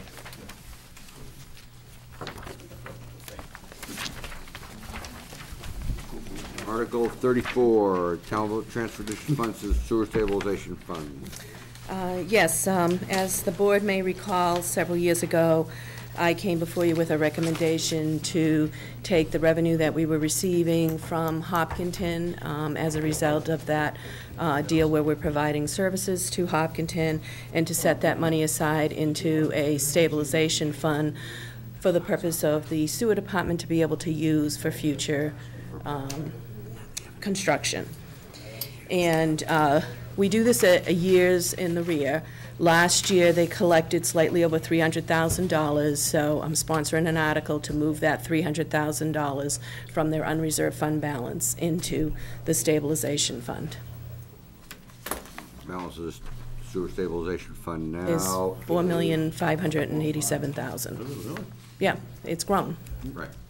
Move Phil. favorable. Well, time out. Phil's the chairman of that subcommittee. Yeah, I mean, I think it certainly makes sense, and I just have a question to that, Mr. Chairman. Robert, by putting it in the stabilization fund, don't we get the ability to invest it and earn a higher interest rate because it's set aside in stabilization? Yes, and that was the impetus for my recommendation several years ago, because we are allowed to invest it in different kinds of paper. So I'm investing it in agencies and you know, everything is secure. Principal is maintaining principal is the primary investment factor here. But we're currently earning 2.5% interest, which is a lot higher than you can get at any bank.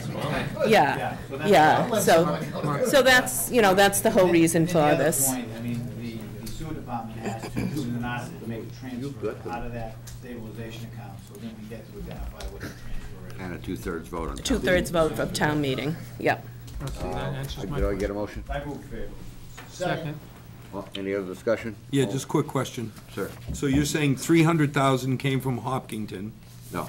Okay, I want to get this right. What- Well, in fiscal 2012, we collected slightly over $300,000 in revenues from Hopkinton for user Right. fees. So I'm taking 300 of the, I think it was 302 and change. I'm taking 300 and moving it to You're stabilization. taking it from their operating to stabilization? From their unreserved fund balance. Unreserved, okay, thank you. Okay. All in favor? Opposed? Article 37. Transfer yes. some money from debt reserve to the stabilization account. That's Right. General fund stabilization, or what we call the stabilization account. Correct. The one that's got $10,353,477 in it. That one. Okay, so, years ago, through the, some work that I did to,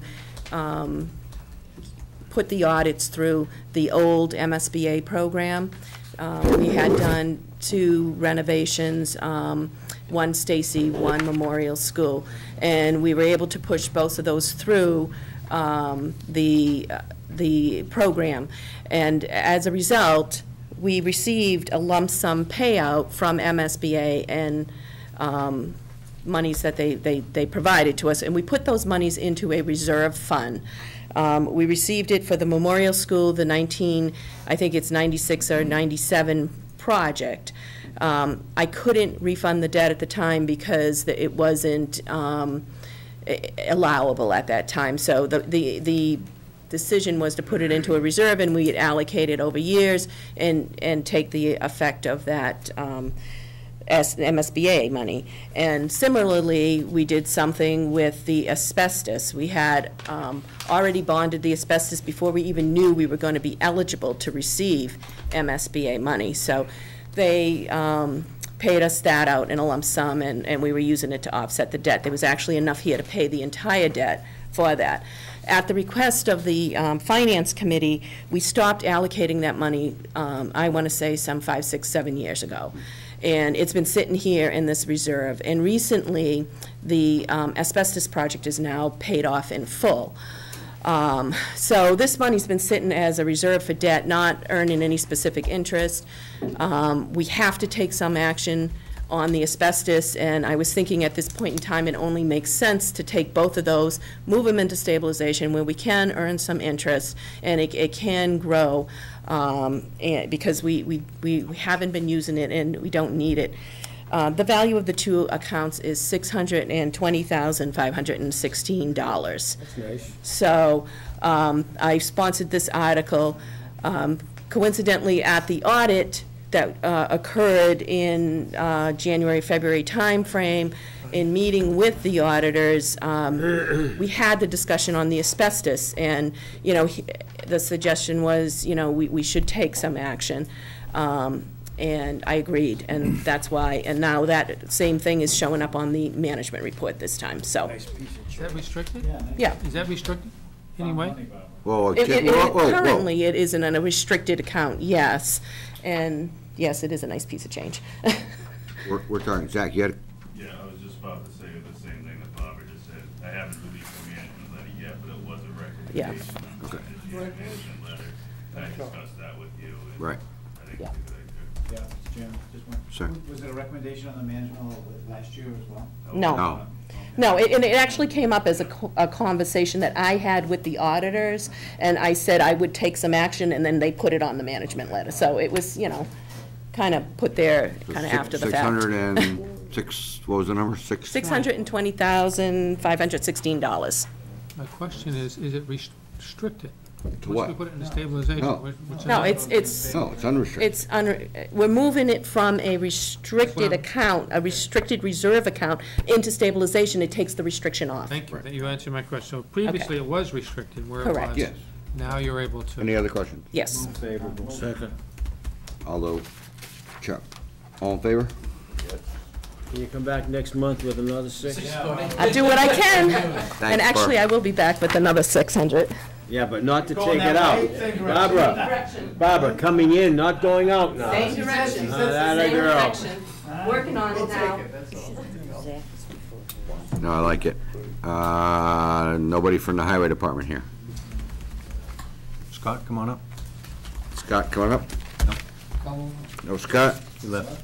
All right, Article 41, we'll talk without Scott, I think it's pretty clear. It's a truck. It's burnt up. It's a truck. Needs to be Okay, the replaced. bottom Can't you line wash is, I think we all have something from the highway department about the truck. Yeah, I have it. I'm not sure if everybody does or not. The insurance adjustment for the truck that burned was $53,466. The replacement cost for the truck, including transfer and reuse of the plow equipment off the burnt truck, is $140,000. The amount that would be asked for at annual town meeting is the net difference of $87,000 to replace the truck that burned up. Move favorable. Second. And nobody was hurt, thank God, Yes. so we'll just buy a truck. Could have been nasty. Any other discussion? All in favor? Thank you. Thanks, Scott. How much was that truck? $87,000. No, the That's difference, the the net. truck is Net 140. different. Truck's about 140. Barbara, the truck's 140, the net is the 80 that we have to. 53,466 comes from the insurance fund. Thank you.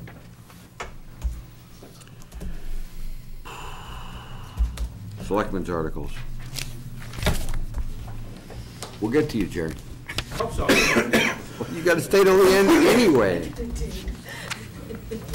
anybody know citywide fire? Mark, is it insurance? We have a self-insurance fund. Yeah, well, I mean, we self-insure, so it's coming out of But our... that money gets transferred out of that. Okay. Yeah. So we pay for the truck. Right. All right, Article 3. Article 3, fixed salary. Favorable. Of elected officials. Rick? Yep, represents a 2% COLA adjustment. The only vote was by the Board of Selectmen. They froze their salaries, so they exempted themselves from that. But the salaries are listed there, all, I believe, 2%, with the exception of the board, the chairman and the 2 members. Okay. Did you get that out? Doing it right now, 2% for everybody but selectmen. Correct. Correct. Is there, Mr. Chairman? Sir? Was there any discussion with recommending freezing some of the other part-time elected officials and not the full-time elected officials? There was not. The selectmen have been the only ones, what, the last couple, 2 or 3 years? According to Dino's 5, this is the 5th year now. Is that the 5th? Yeah, Dino made the motion. Mr. Chairman? Sir? I guess this would be the 5th, I guess.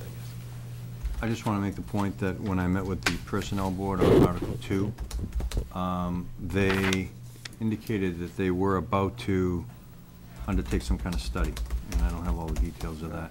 I asked them if they would incorporate an Article 3 study into their Article 2 study, and they haven't got back to me. That was about a month ago. So just want to make that point so the committee knows that I made that request. Hey, Mark, so this is the 5th year the selectmen have not gotten an increase? According to Dino. Well, just want to get it right. Any other discussion? All in favor? Opposed? You guys have a lot of articles. Article 19.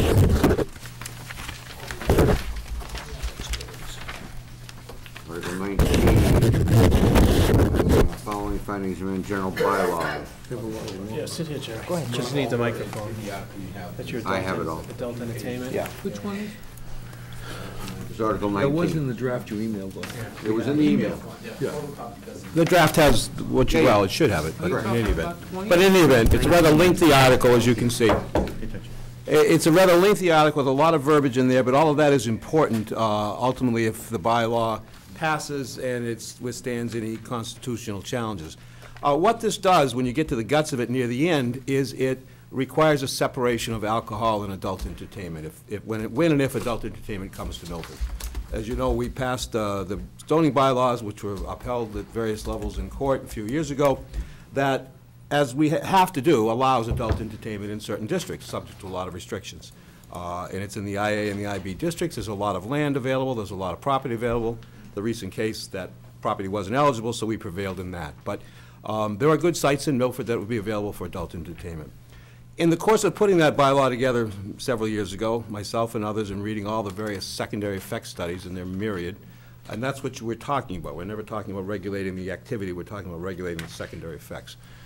So a lot of those studies indicated a lot of research being done that indicating that there should be a separation of alcohol and adult entertainment sexual activity. A lot of these studies say that that's a bad mix and just increases the negative secondary effects, people preying on people, all the various effects that are set forth in all of these studies. For many years, myself and other town councils believed that under our Massachusetts Constitution, that you couldn't do that, because there were cases out there that seemed to be read to say that, never mind what the First Amendment allows, and federal cases do allow this separation, but that the state constitution didn't allow it. But a recent case in Minden, with a good analysis by, in fact, a federal judge, but looking under state law, said, no, that's not actually a correct reading.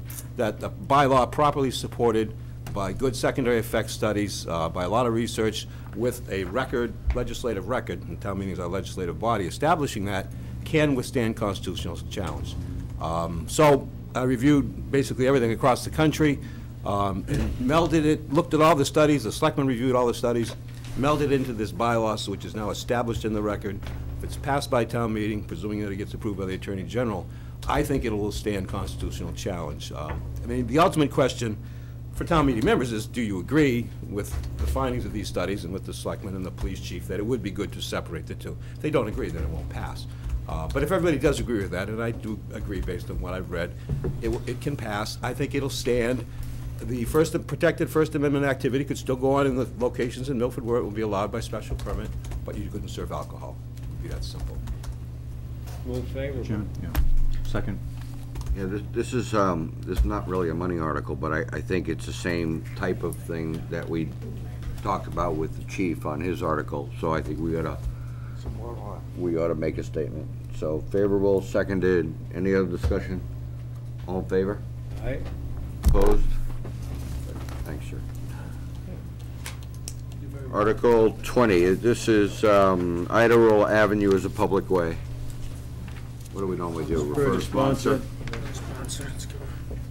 Moved and seconded by Aldo Jack. Article 21, same thing. Move to sponsor. Rock Hill Farm Road, moved and seconded. All in favor, opposed? Article 22, dog control law. Brian, you want to talk to that one? Yeah, this was done essentially to conform with the change in the statute. Chapter 140, Section 150, Section 157 made some changes into the dog statute. It's basically what we have been doing, but it requires to separate the dog, whether you declare it a nuisance dog, you can do certain things. If you declare it a dangerous dog, you can do certain other things. And then I think they changed the phraseology from dog officer to animal control officer. So I think this does nothing more than tie in our general bylaws to meet the state statutory changes. That's it. That's pure and simple, yeah. Is that a refer to sponsor? That would be. Motion to refer to sponsor? It's a money article. No, it isn't. Yes, it is.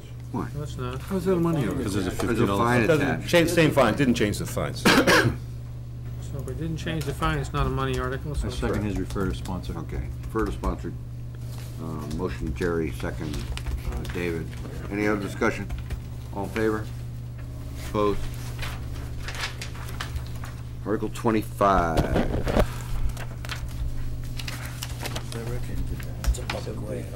25 is Painting the roof. No, 25 is the roof on Town Hall.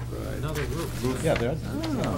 Rick, do you want to talk about that one? Yes, it's an article, Gentlemen, come on.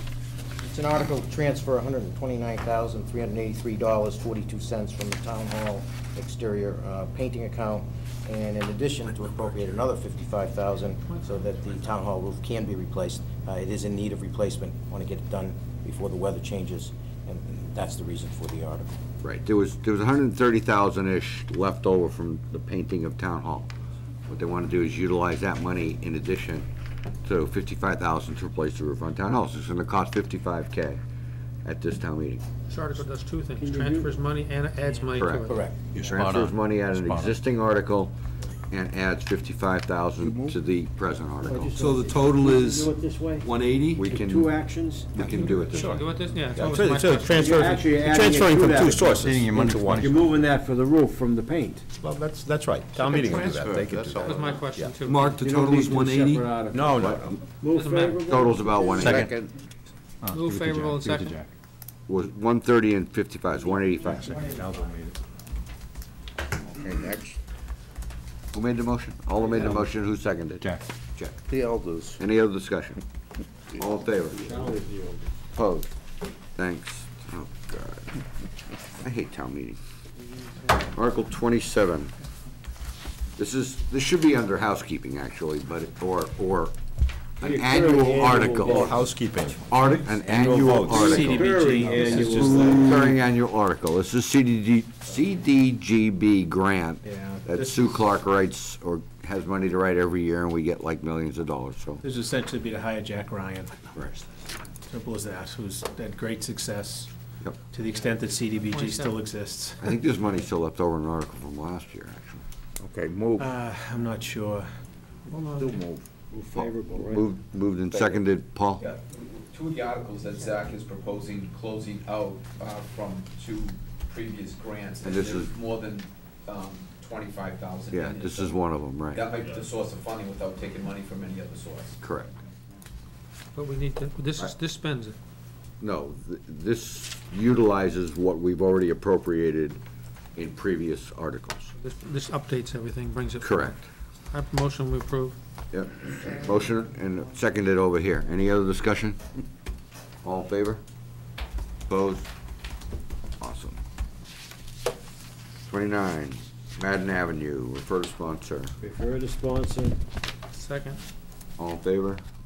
Opposed? 35, Broad Street. Same thing. Sponsor. Second. Fight, Jack. Yeah. All in favor? Oh, we did that. No. 36, Diego Drive, same Refer to thing. sponsor. Second. Again, and 38. 38, we should talk about. Medical marijuana. That's the marijuana one. For marijuana. Samples will be passed out after the meeting. As you all know, whether you like or dislike marijuana, the statute, the law was passed by the people. Kind of personal there, Gary. I mean, I don't know. It was passed. The people have spoken. Medical marijuana is going to be permitted. A complex statute was passed by the voters by a substantial margin, a year ago? And the Department of Public Health is developing regulations. Part of the statute requires that they're going to be 35 nonprofit treatment centers across the Commonwealth. Every county has to have one. Logic would say that Milford would be a place where there might be one, it being sort of a center. So I expect with the health care facilities, I expect there will be one in Milford in time. The efforts have been made in other communities to ban them. That's been recently struck down by the Attorney General. You can't ban it. Board of Selectmen weren't looking to ban it. They're looking to regulate it, that's all. Limit it to districts and put some restrictions on it, so it's limited to the IA and IB district by this bylaw. It can only be done by special permit from the Zoning Board of Appeals. It has to be meet all the state regulations, so it's got to be a nonprofit and everything else. And there are setback requirements in here also. But the most important one is it limits it to those two districts where that happen to be the same districts as our adult entertainment. It's a substantial district. There's a lot of areas in there that can be utilized. Why not? I know, he's all excited. Why not? He's all excited. No alcohol, but they can go next door and get. All we have to do is open up a liquor store. I knew we couldn't get through this. I tried. There's no way. Somebody had the alcohol bylaw? Gentlemen. I did alcohol earlier, now we're doing marijuana. Yeah, your samples will pass out before the meeting. Oh, Lord. Where was I? So in any event, it's allowed in those two districts by special permit. Very important, I'm going to say this, special permit by the Zoning Board of Appeals. The reason that's important is the selectmen put that in there to be by the Zoning Board of Appeals. When the planning board held their hearing, I'm going to ask you not to defer to the planning board in this one, because they've actually recommended unfavorable action. The reason they recommend unfavorable action, because they think they should be the special permit granting authority, and not the Zoning Board of Appeals. The selectmen disagree. This is the kind of thing that's more site-specific, which the zoning board has always done. Planning boards only came in, well, recently in my time, 20-plus years ago, to be special permit granting authorities. And we've made them special permit granting authorities for the large planning kinds of thing, the planned residential community, which is more like a subdivision, or assisted living, which is a large complex. We've always left the site-specific applications with the Zoning Board of Appeals, and that's frankly where it belongs. So again, oddly enough on this one, because the planning board wanted that authority for themselves, they voted unfavorable action. So we're hoping that maybe you'd vote favorable on it. The selectmen are going to go forward with it as written with the zoning board as the special permit granting authority. Move favorable. Second. We've been doing that on these other articles that we feel I are important. totally agree. Yeah, you're right, Al. I do have one question. Do we get any tax money from this stuff? Well, like any real estate taxes, if it's a successful business, there's no marijuana tax or anything like that. But if it causes a piece of real estate to be more valuable, we'll get real estate taxes. Why? But I thought it was nonprofit. They're nonprofit, Mark. Well, wait, time the out. landlord may not be, so. Doesn't mean that they don't make a profit just because they're non-profit, but they're not taxable. Other profits go up in smoke, you know. Any other discussion? Good thing we're all a product of the 60s here. I know. All in favor? Opposed, except for a Your couple of products young of the whippers. 40s. My parents, You grew up in the 40s. Yeah, I grew up in the 60s. The problem is Mark grew up Right. in the 1860s. Article. Not only are you gonna do this report, you're gonna do the next one too. Article 43. Guys are killing me. You want to do this one, Rick? Yeah. This is the net metering, solar energy. This is a good one. The new town administrator will handle this one. Yeah, just so that everybody knows, one of the annual articles was contracting for a 5-year period maximum, so this is apropos to this article. Go ahead, Yes, Rick. the Board of Selectmen You'll see. did vote to amend, this is a vote to amend the agreement with Northbridge Solar LLC. They have to know what the agreement is first, For Rick, net because metering credit in relation to solar electric generating facility in Northbridge. We had a 5-year term, we're looking to go 15 years. What it does, it represents 23% of the town's consumption, and it's going to result in a yearly savings of $93,000, and over the term of the contract, $3.3 million. What it does is you basically accumulate energy credits depending on use. We also have a clause in the contract, a make-whole clause, that if energy costs were to go above a certain limit, we can't be hurt. So it's a win-win for the town, but it is an accumulation of energy credits that results in the benefit to the town. The selectmen approved a 5-year contract about 6 months ago with this, and this, because they wanted to get it started, and they have the power to do a 5-year contract. They wanted a 20-year contract, but they didn't want to do a special town meeting. So we did it in 2 stages, and this is the second stage, upping it to the full 20 years. Basically, we end up saving It's a good money. deal. Yeah, It's a and I win-win. think they're looking at doing another one. I'm because we actually have meeting more with extra a energy. gentleman tomorrow to possibly negotiate another one, correct? Mr. Chairman? Sir. Is this, does this work where you're buying the electricity and on top of that, it generates a credit because you have a contract to buy the electricity? Is that where the credit gets generated? And if so, I'm just curious what typically these are charged with megawatt hour charges per month. I'm just curious what the cost is if that is the case. I don't know.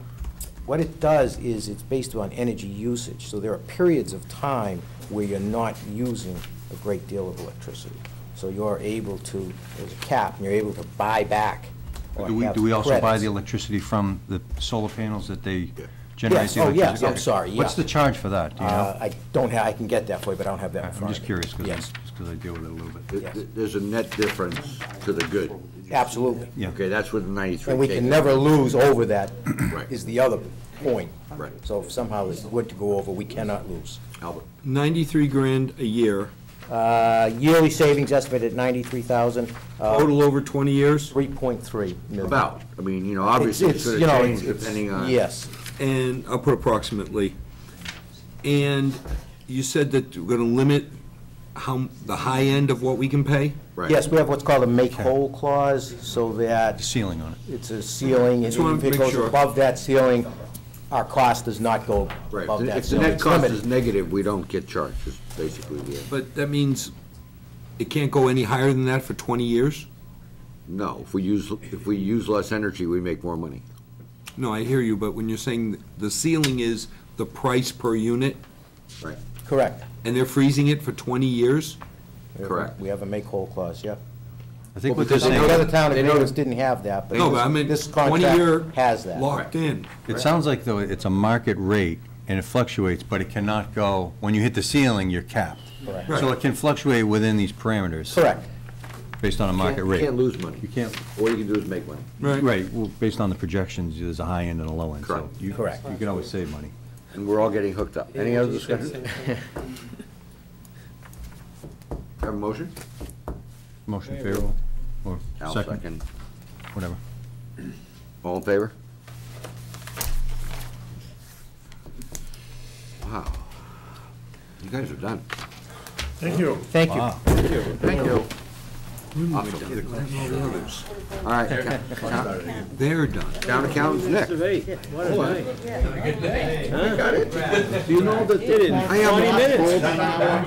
All right, we're right. Thank you, Mr. Chairman. All right, gentlemen, Article 44, and lady. Mr. Abaddon was kind enough to put in each of your folders my little summary sheet here, where currently I only have a handful of transfers, and we can Right go here. through them one by one if you'd like. What happened to John Flynn? I'm too done. I don't have that sheet. I'm Where's that too sheet? done.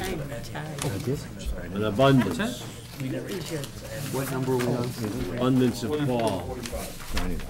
Yeah, this is, check All your right, email, Article, it's in the PDF. if you look at the 2 pages that were in your folder, Article 44, there's 28,000 being transferred amongst departments. From within the departments, yeah, correct. From what? From within Within each appropriations department, and right. departments, yeah. Go, so, there's 2 we don't need The to go first through. selectman, it's a result of Mr. Solazzi retiring, and I didn't want to whack just one budget after talking with Mr. Valani. We decided it might be safer to take it from both the selectmen and public building. Historically, I project out that there's extra money there, so it's a necessary transfer. We already paid Mr. Solazzi, this will satisfy the budget. 175 Planning Board, this was just a result of a budget that wasn't properly put together. $19 needs to be put in to satisfy, and actually was one of the employees has a grandfathered contract, so the 2% was based off of Article 2, and it should have been based off the grandfathered salary. It's $19, he's taking it from his general expenses. Again, it's necessary. Capital Improvement Committee, he's requesting to take the remaining in salaries, $393, to move down to general expenses. Historically speaking, I know your committee's unfavorable with using extra money in salaries for general expenses. However, he asked me to put it on here. Why? Why did you need it? Don't know. It's not a good answer. Go ahead, Zach. Town engineer is going to be in a similar situation as Mr. Solazzi. There's going to be a slight overlap in some training process, plus Mr. Santora is going to have a vacation payout as well. I calculated these numbers, $14,000 will be necessary. And at first, we were going to ask for an additional article. However, talking with Barbara, she was generous enough to say that there'll be extra money available on unemployment. So rather than ask for more money, we can take it from there. And finally, the Highway Department, currently there's a reserve fund request that I'm not sure if Mr. Chairman here has acted on. No, I haven't. Okay. You have it. The $5,000 from the highway department. Okay, so if we do this transfer, we don't need this. That's my original. Sorry? So if we do this, we don't need this. Correct, yeah. Yeah, well, we should talk about this. I agree, I'm not, I don't like, He's made it clear to me that there is money available in 422, just to put that out there. So, this is your reserve fund, your rules, 422 That's is, his account, yeah. from his, Yeah. yeah, from road repair. The question is, I mean, why did he go over budget, 5,000, or why does he need money in the overtime account, Joyce? That was because of the storm. Yeah, but it doesn't say that. Well, it says it on this request, but the question I have is that Hurricane Sandy in Milford was not a very big deal. And so I question what the expense was for. May I, Mr. Chairman? It says to replenish a potential, which to me means it isn't even there yet. That's correct, it's not. So why would we fund, if I'm reading the same one you are, Mark, I'm sure I am. Yeah. Why would we fund a potential overrun? Isn't it We a wouldn't. little premature? We haven't in the past. Unless there's We have something I'm not. not aware I of. said we haven't, have not. Correct. we have not in the past, and it's an overtime budget anyway. Right. So you wouldn't pre-fund an overtime budget. Right. Joyce? When the subcommittee met with Scott back in, I believe it was February, he said he might be able to get through the spring construction season with what he had in his budget. When we met with him a few weeks ago, Thank you. he said it was gonna be very tight. He also mentioned that he might have some money that he could transfer, but we, the subcommittee, thought that we should just, instead of doing that, just take some of the money out of the reserve fund and replenish his overtime budget.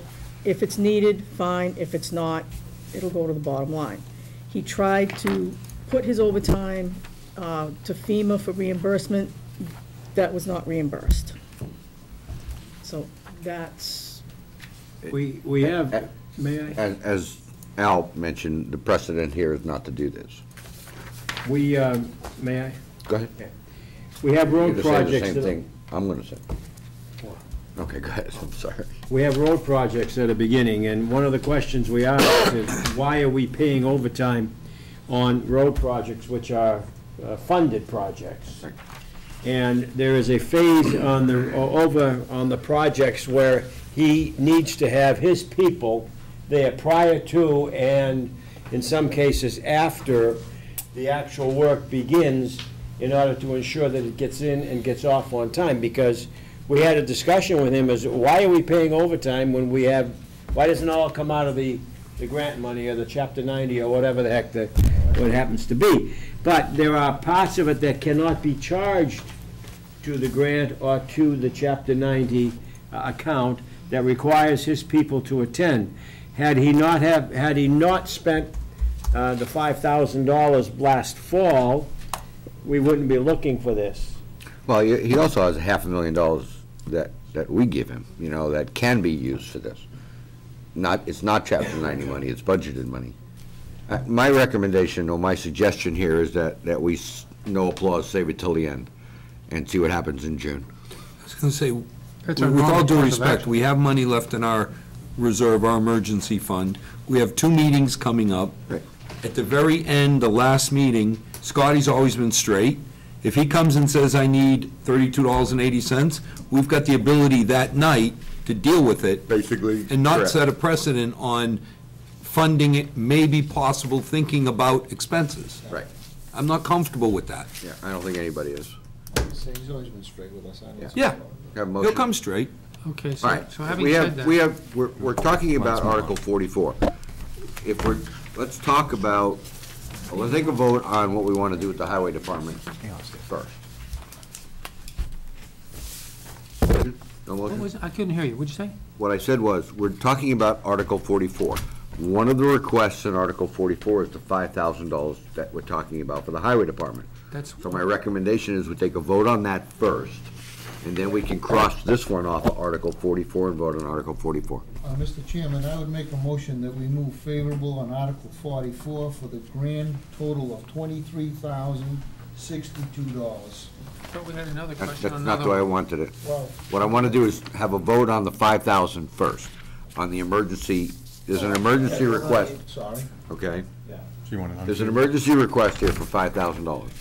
sorry. So I want to vote on the emergency request first, please. the answer, you want an unfavorable recommendation. I want a recommendation, I want a motion, make the motion. I make a motion that we move unfavorable on the emergency transfer from the highway department in the amount of $5,000. Correct. Any second? Second. David All right, said- any other discussion? All in favor? Opposed? Several opposed. Wait a minute. Do it again. Favorable motion, so. It's an unfavorable motion, Right. okay? So if you So say all in yes, favor of the unfavorable motion? 1, 2, 3, 4, 5, 6. All opposed? 1, 2, 3, 4, 5. Motion carries. So this is rejected. so now you can adjust what you have in front Right. of you.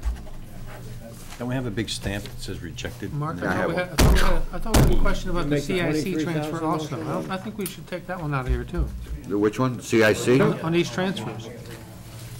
Or are you just gonna, It's $300. I mean, I really wouldn't make a big deal of it. It's against our principles to do the transfer from salaries to expenses. But it's only a couple $100. Wait a minute, no, you can't do it that way. Mr. All right, Chairman. well, Mr. Chairman, make a motion. I make a motion that we go favorable on Article 44 for the sum of $23,062, and making the difference between the 28,062 is we eliminate or delete the request from the $5,000. highway department in the amount of $5,000. Second. make a motion, we amend discussion? that also. Any discussion? Well, I'd like to amend it. okay, well, if you're going to do a policy, Mr. Chairman, either you're going to do it for everything, Then do it. okay, or for everyone, or don't do it for anyone. I don't have a problem. Make the motion or amend the motion. The question I have is, if we don't move to 393, what happens?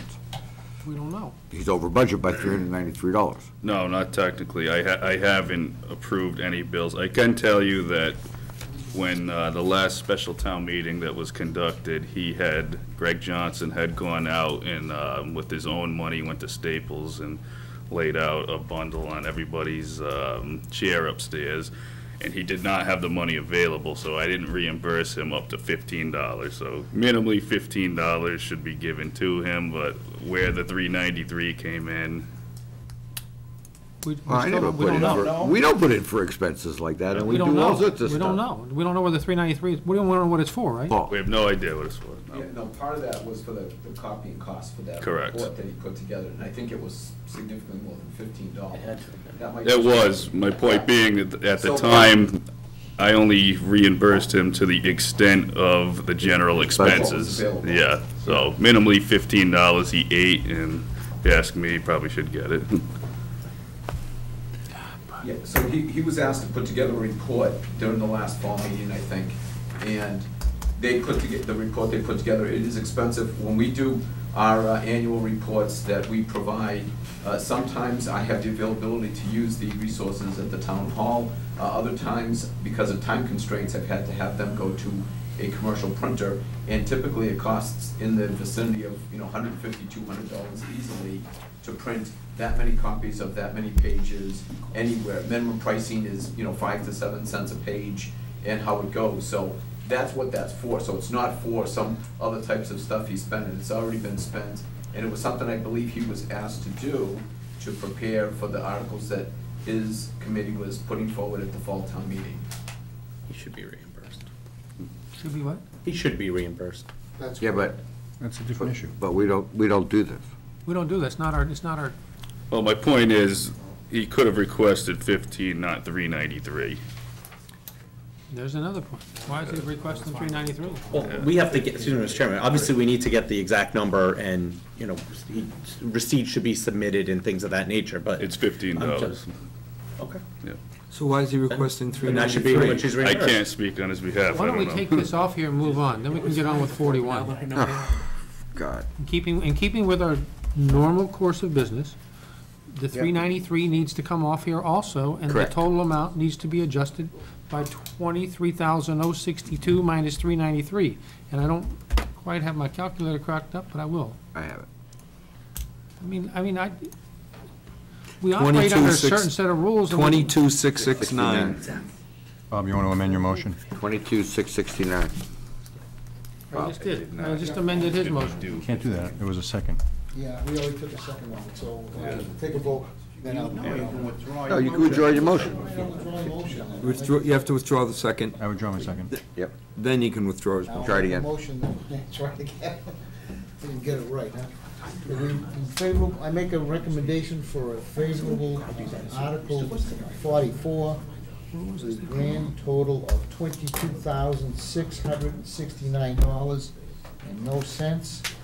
The difference between that and the original amount requested of $28,062 is by deleting the line item for $5,000 from the Highway Department and the line item from the Capital Improvement Committee for $392. Are you done now? I'm done. Second. I see. Do we have a second? David seconded. Any other discussion on $22,000? Engineers are logical, stuff like stuff. No other discussion, all in favor? Aye.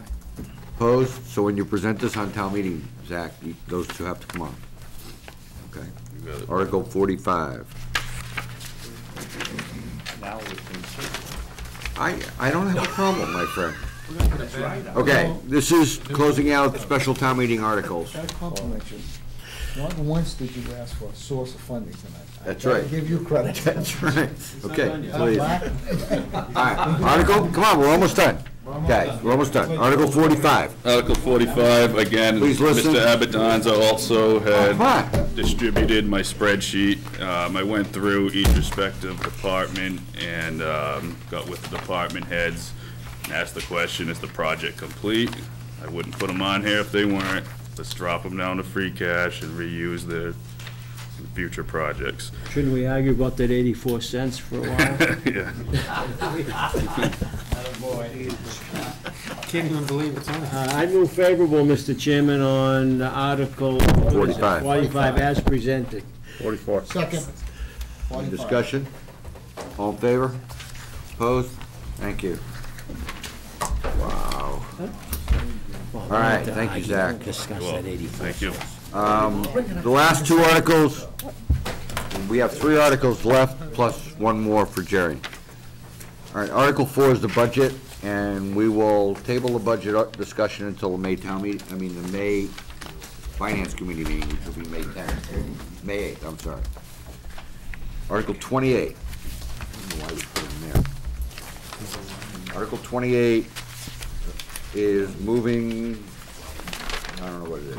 Article 28 is creating an additional stabilization account, which I would like to call long-term capital stabilization account, as opposed to the existing stabilization account we have now. Right.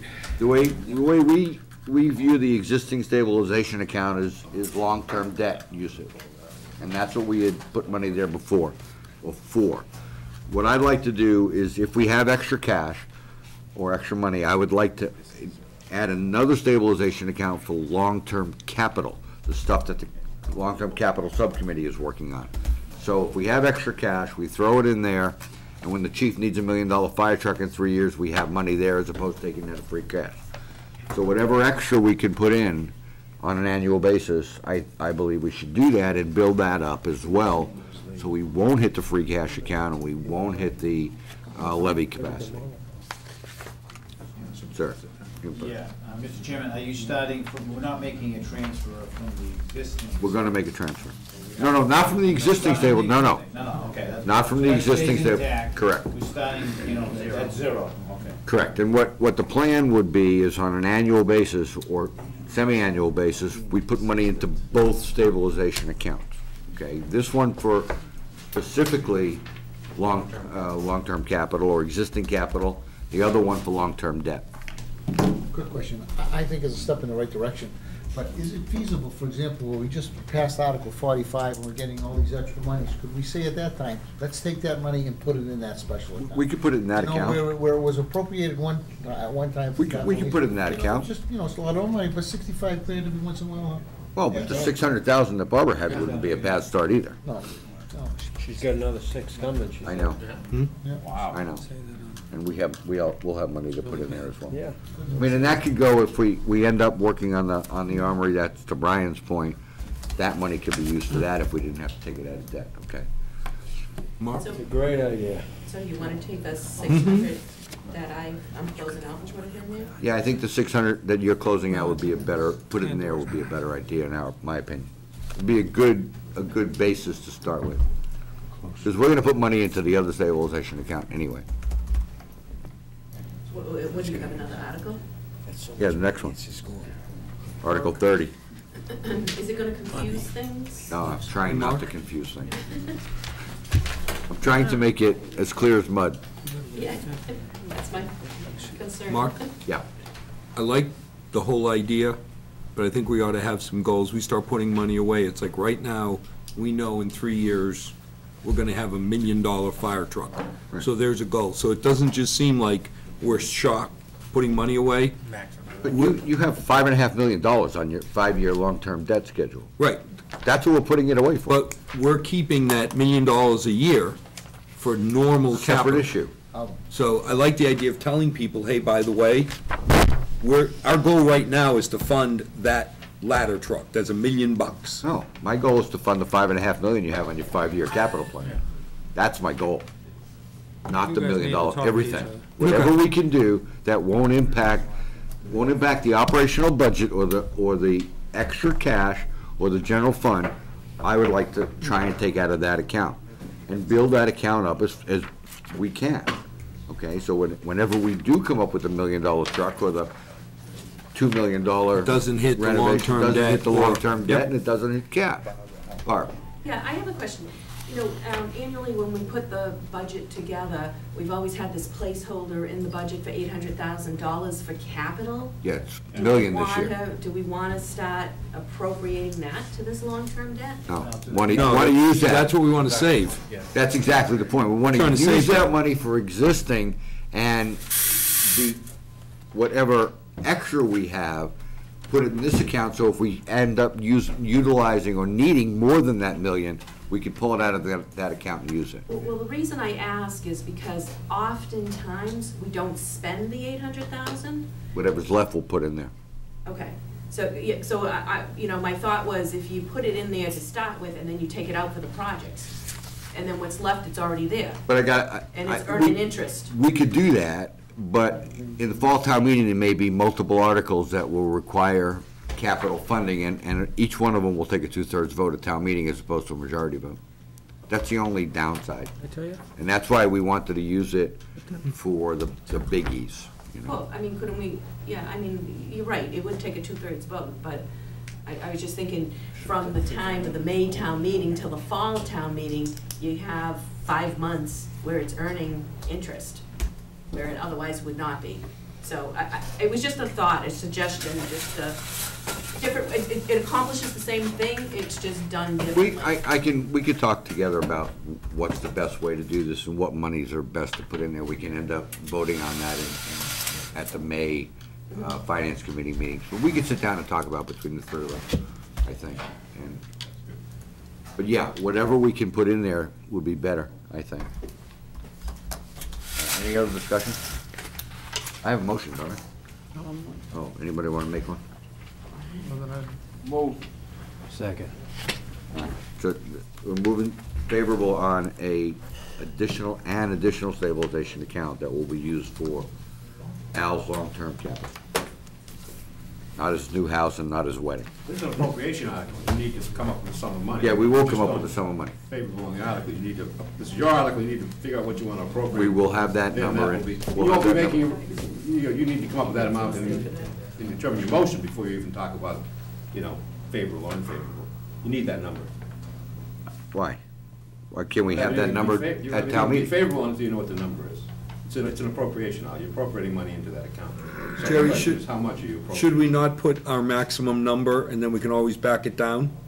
Town meeting needs to know, obviously needs to know your number. No, but I'm just saying, Right. if we said $10, we can always back it down. Determine what your article's gonna have in it, that's your recommendation. Okay, we'll table this to the May meeting. That's fine. Your article.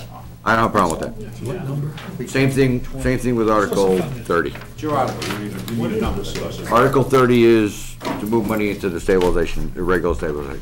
We'll do that in May. We'll table both of those to May. And Article 30. Can I get a motion? I don't need a motion. Just- Move your table, All right. 30. Table 28, 30. Sir, Are you done with those articles that you just discussed on stabilization? There's a question that we need to go over quickly on Article 44, which you just discussed about transferring funds between the lines. okay. For the, that $393 for the capital improvement committee, that was the leftover money in the salary line. So that was the amount we asked to transfer. $15 of it is to finish an unpaid invoice. So the sponsor of that is not in favorable of removing that amount. So you could lower it to $15, or else they're just gonna keep it on Article 44 for town meeting. Because the FinCom is not the sponsor of the article. So the article is gonna go as presented, so, with the Who's exception sponsoring? of the $5,000. The accountant's sponsoring the article. Exactly. Right, so he's leaving the $15 on there. Who said that? Zach mentioned it to me after discussing it with the representative from the Capital Improvement Committee. So you're saying we just have to amend the number by $15? It's just yeah, the $15, they're gonna go forward and try to get that money reimbursed from You're not existing. actually voting the number, you're voting on this one, you're voting favorable or unfavorable. So what, all I'm saying, Zach's article's gonna pay that $15. Zach's project, you don't wanna change it to an unfavorable. But the way we drafted the article, we had 22,669, You know, so. but see, that's not your article, that's Zach's article. No, what we that's- voted favorable on but was that was the way we drafted it up. 22,669. You just now need to vote favorable or unfavorable on the additional $15. Right, that's what I'm saying the same thing. Against the article, $15, you're unfavorable. You know, but it's not, you're not setting the number in there, that's No. set by the sponsor. So it's gonna have $15 more is what I'm hearing. Yes. Mark, can we get clarification on that between now and next meeting? This is getting out of control. For 15 now. Jerry. Big time, man. I'm not, I'm just, I think you ought to do this offline. Sir. Yeah. As was mentioned previously, that money was already spent for those reports requested by the selectmen and this committee for the special town meeting. And it is for the overage. And that's why the Capital Improvement Committee wants to transfer it from the salaries fund to cover that overage. Now, Greg, the chairman of the committee, I'm sure will be able to give you more detailed explanation tomorrow, once I get in touch with him.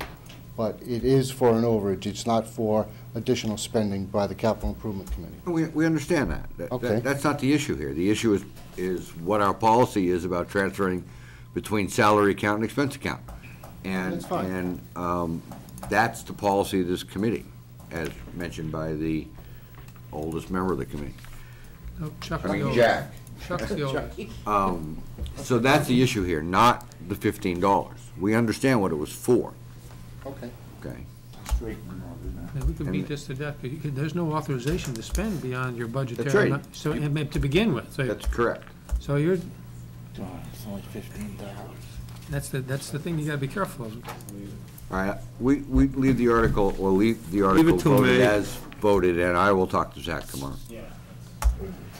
All right, last but not least, Article 15. We have to go into executive session to talk about Article 15. Yeah. 31 already? I think it's 15. You may be right. Oh, is it 31? It's 31. I may be right. You're right, but I 31, think Jerry. I'm grand. We go into executive session to discuss strategy in relation to the litigation with Benjamin Moore and DEP. Correct. Can I get a motion? So moved, Mr. Chairman. Second. Will? Aye. Yes. Yes. Yes. Yes. Yes. Yes. Yes.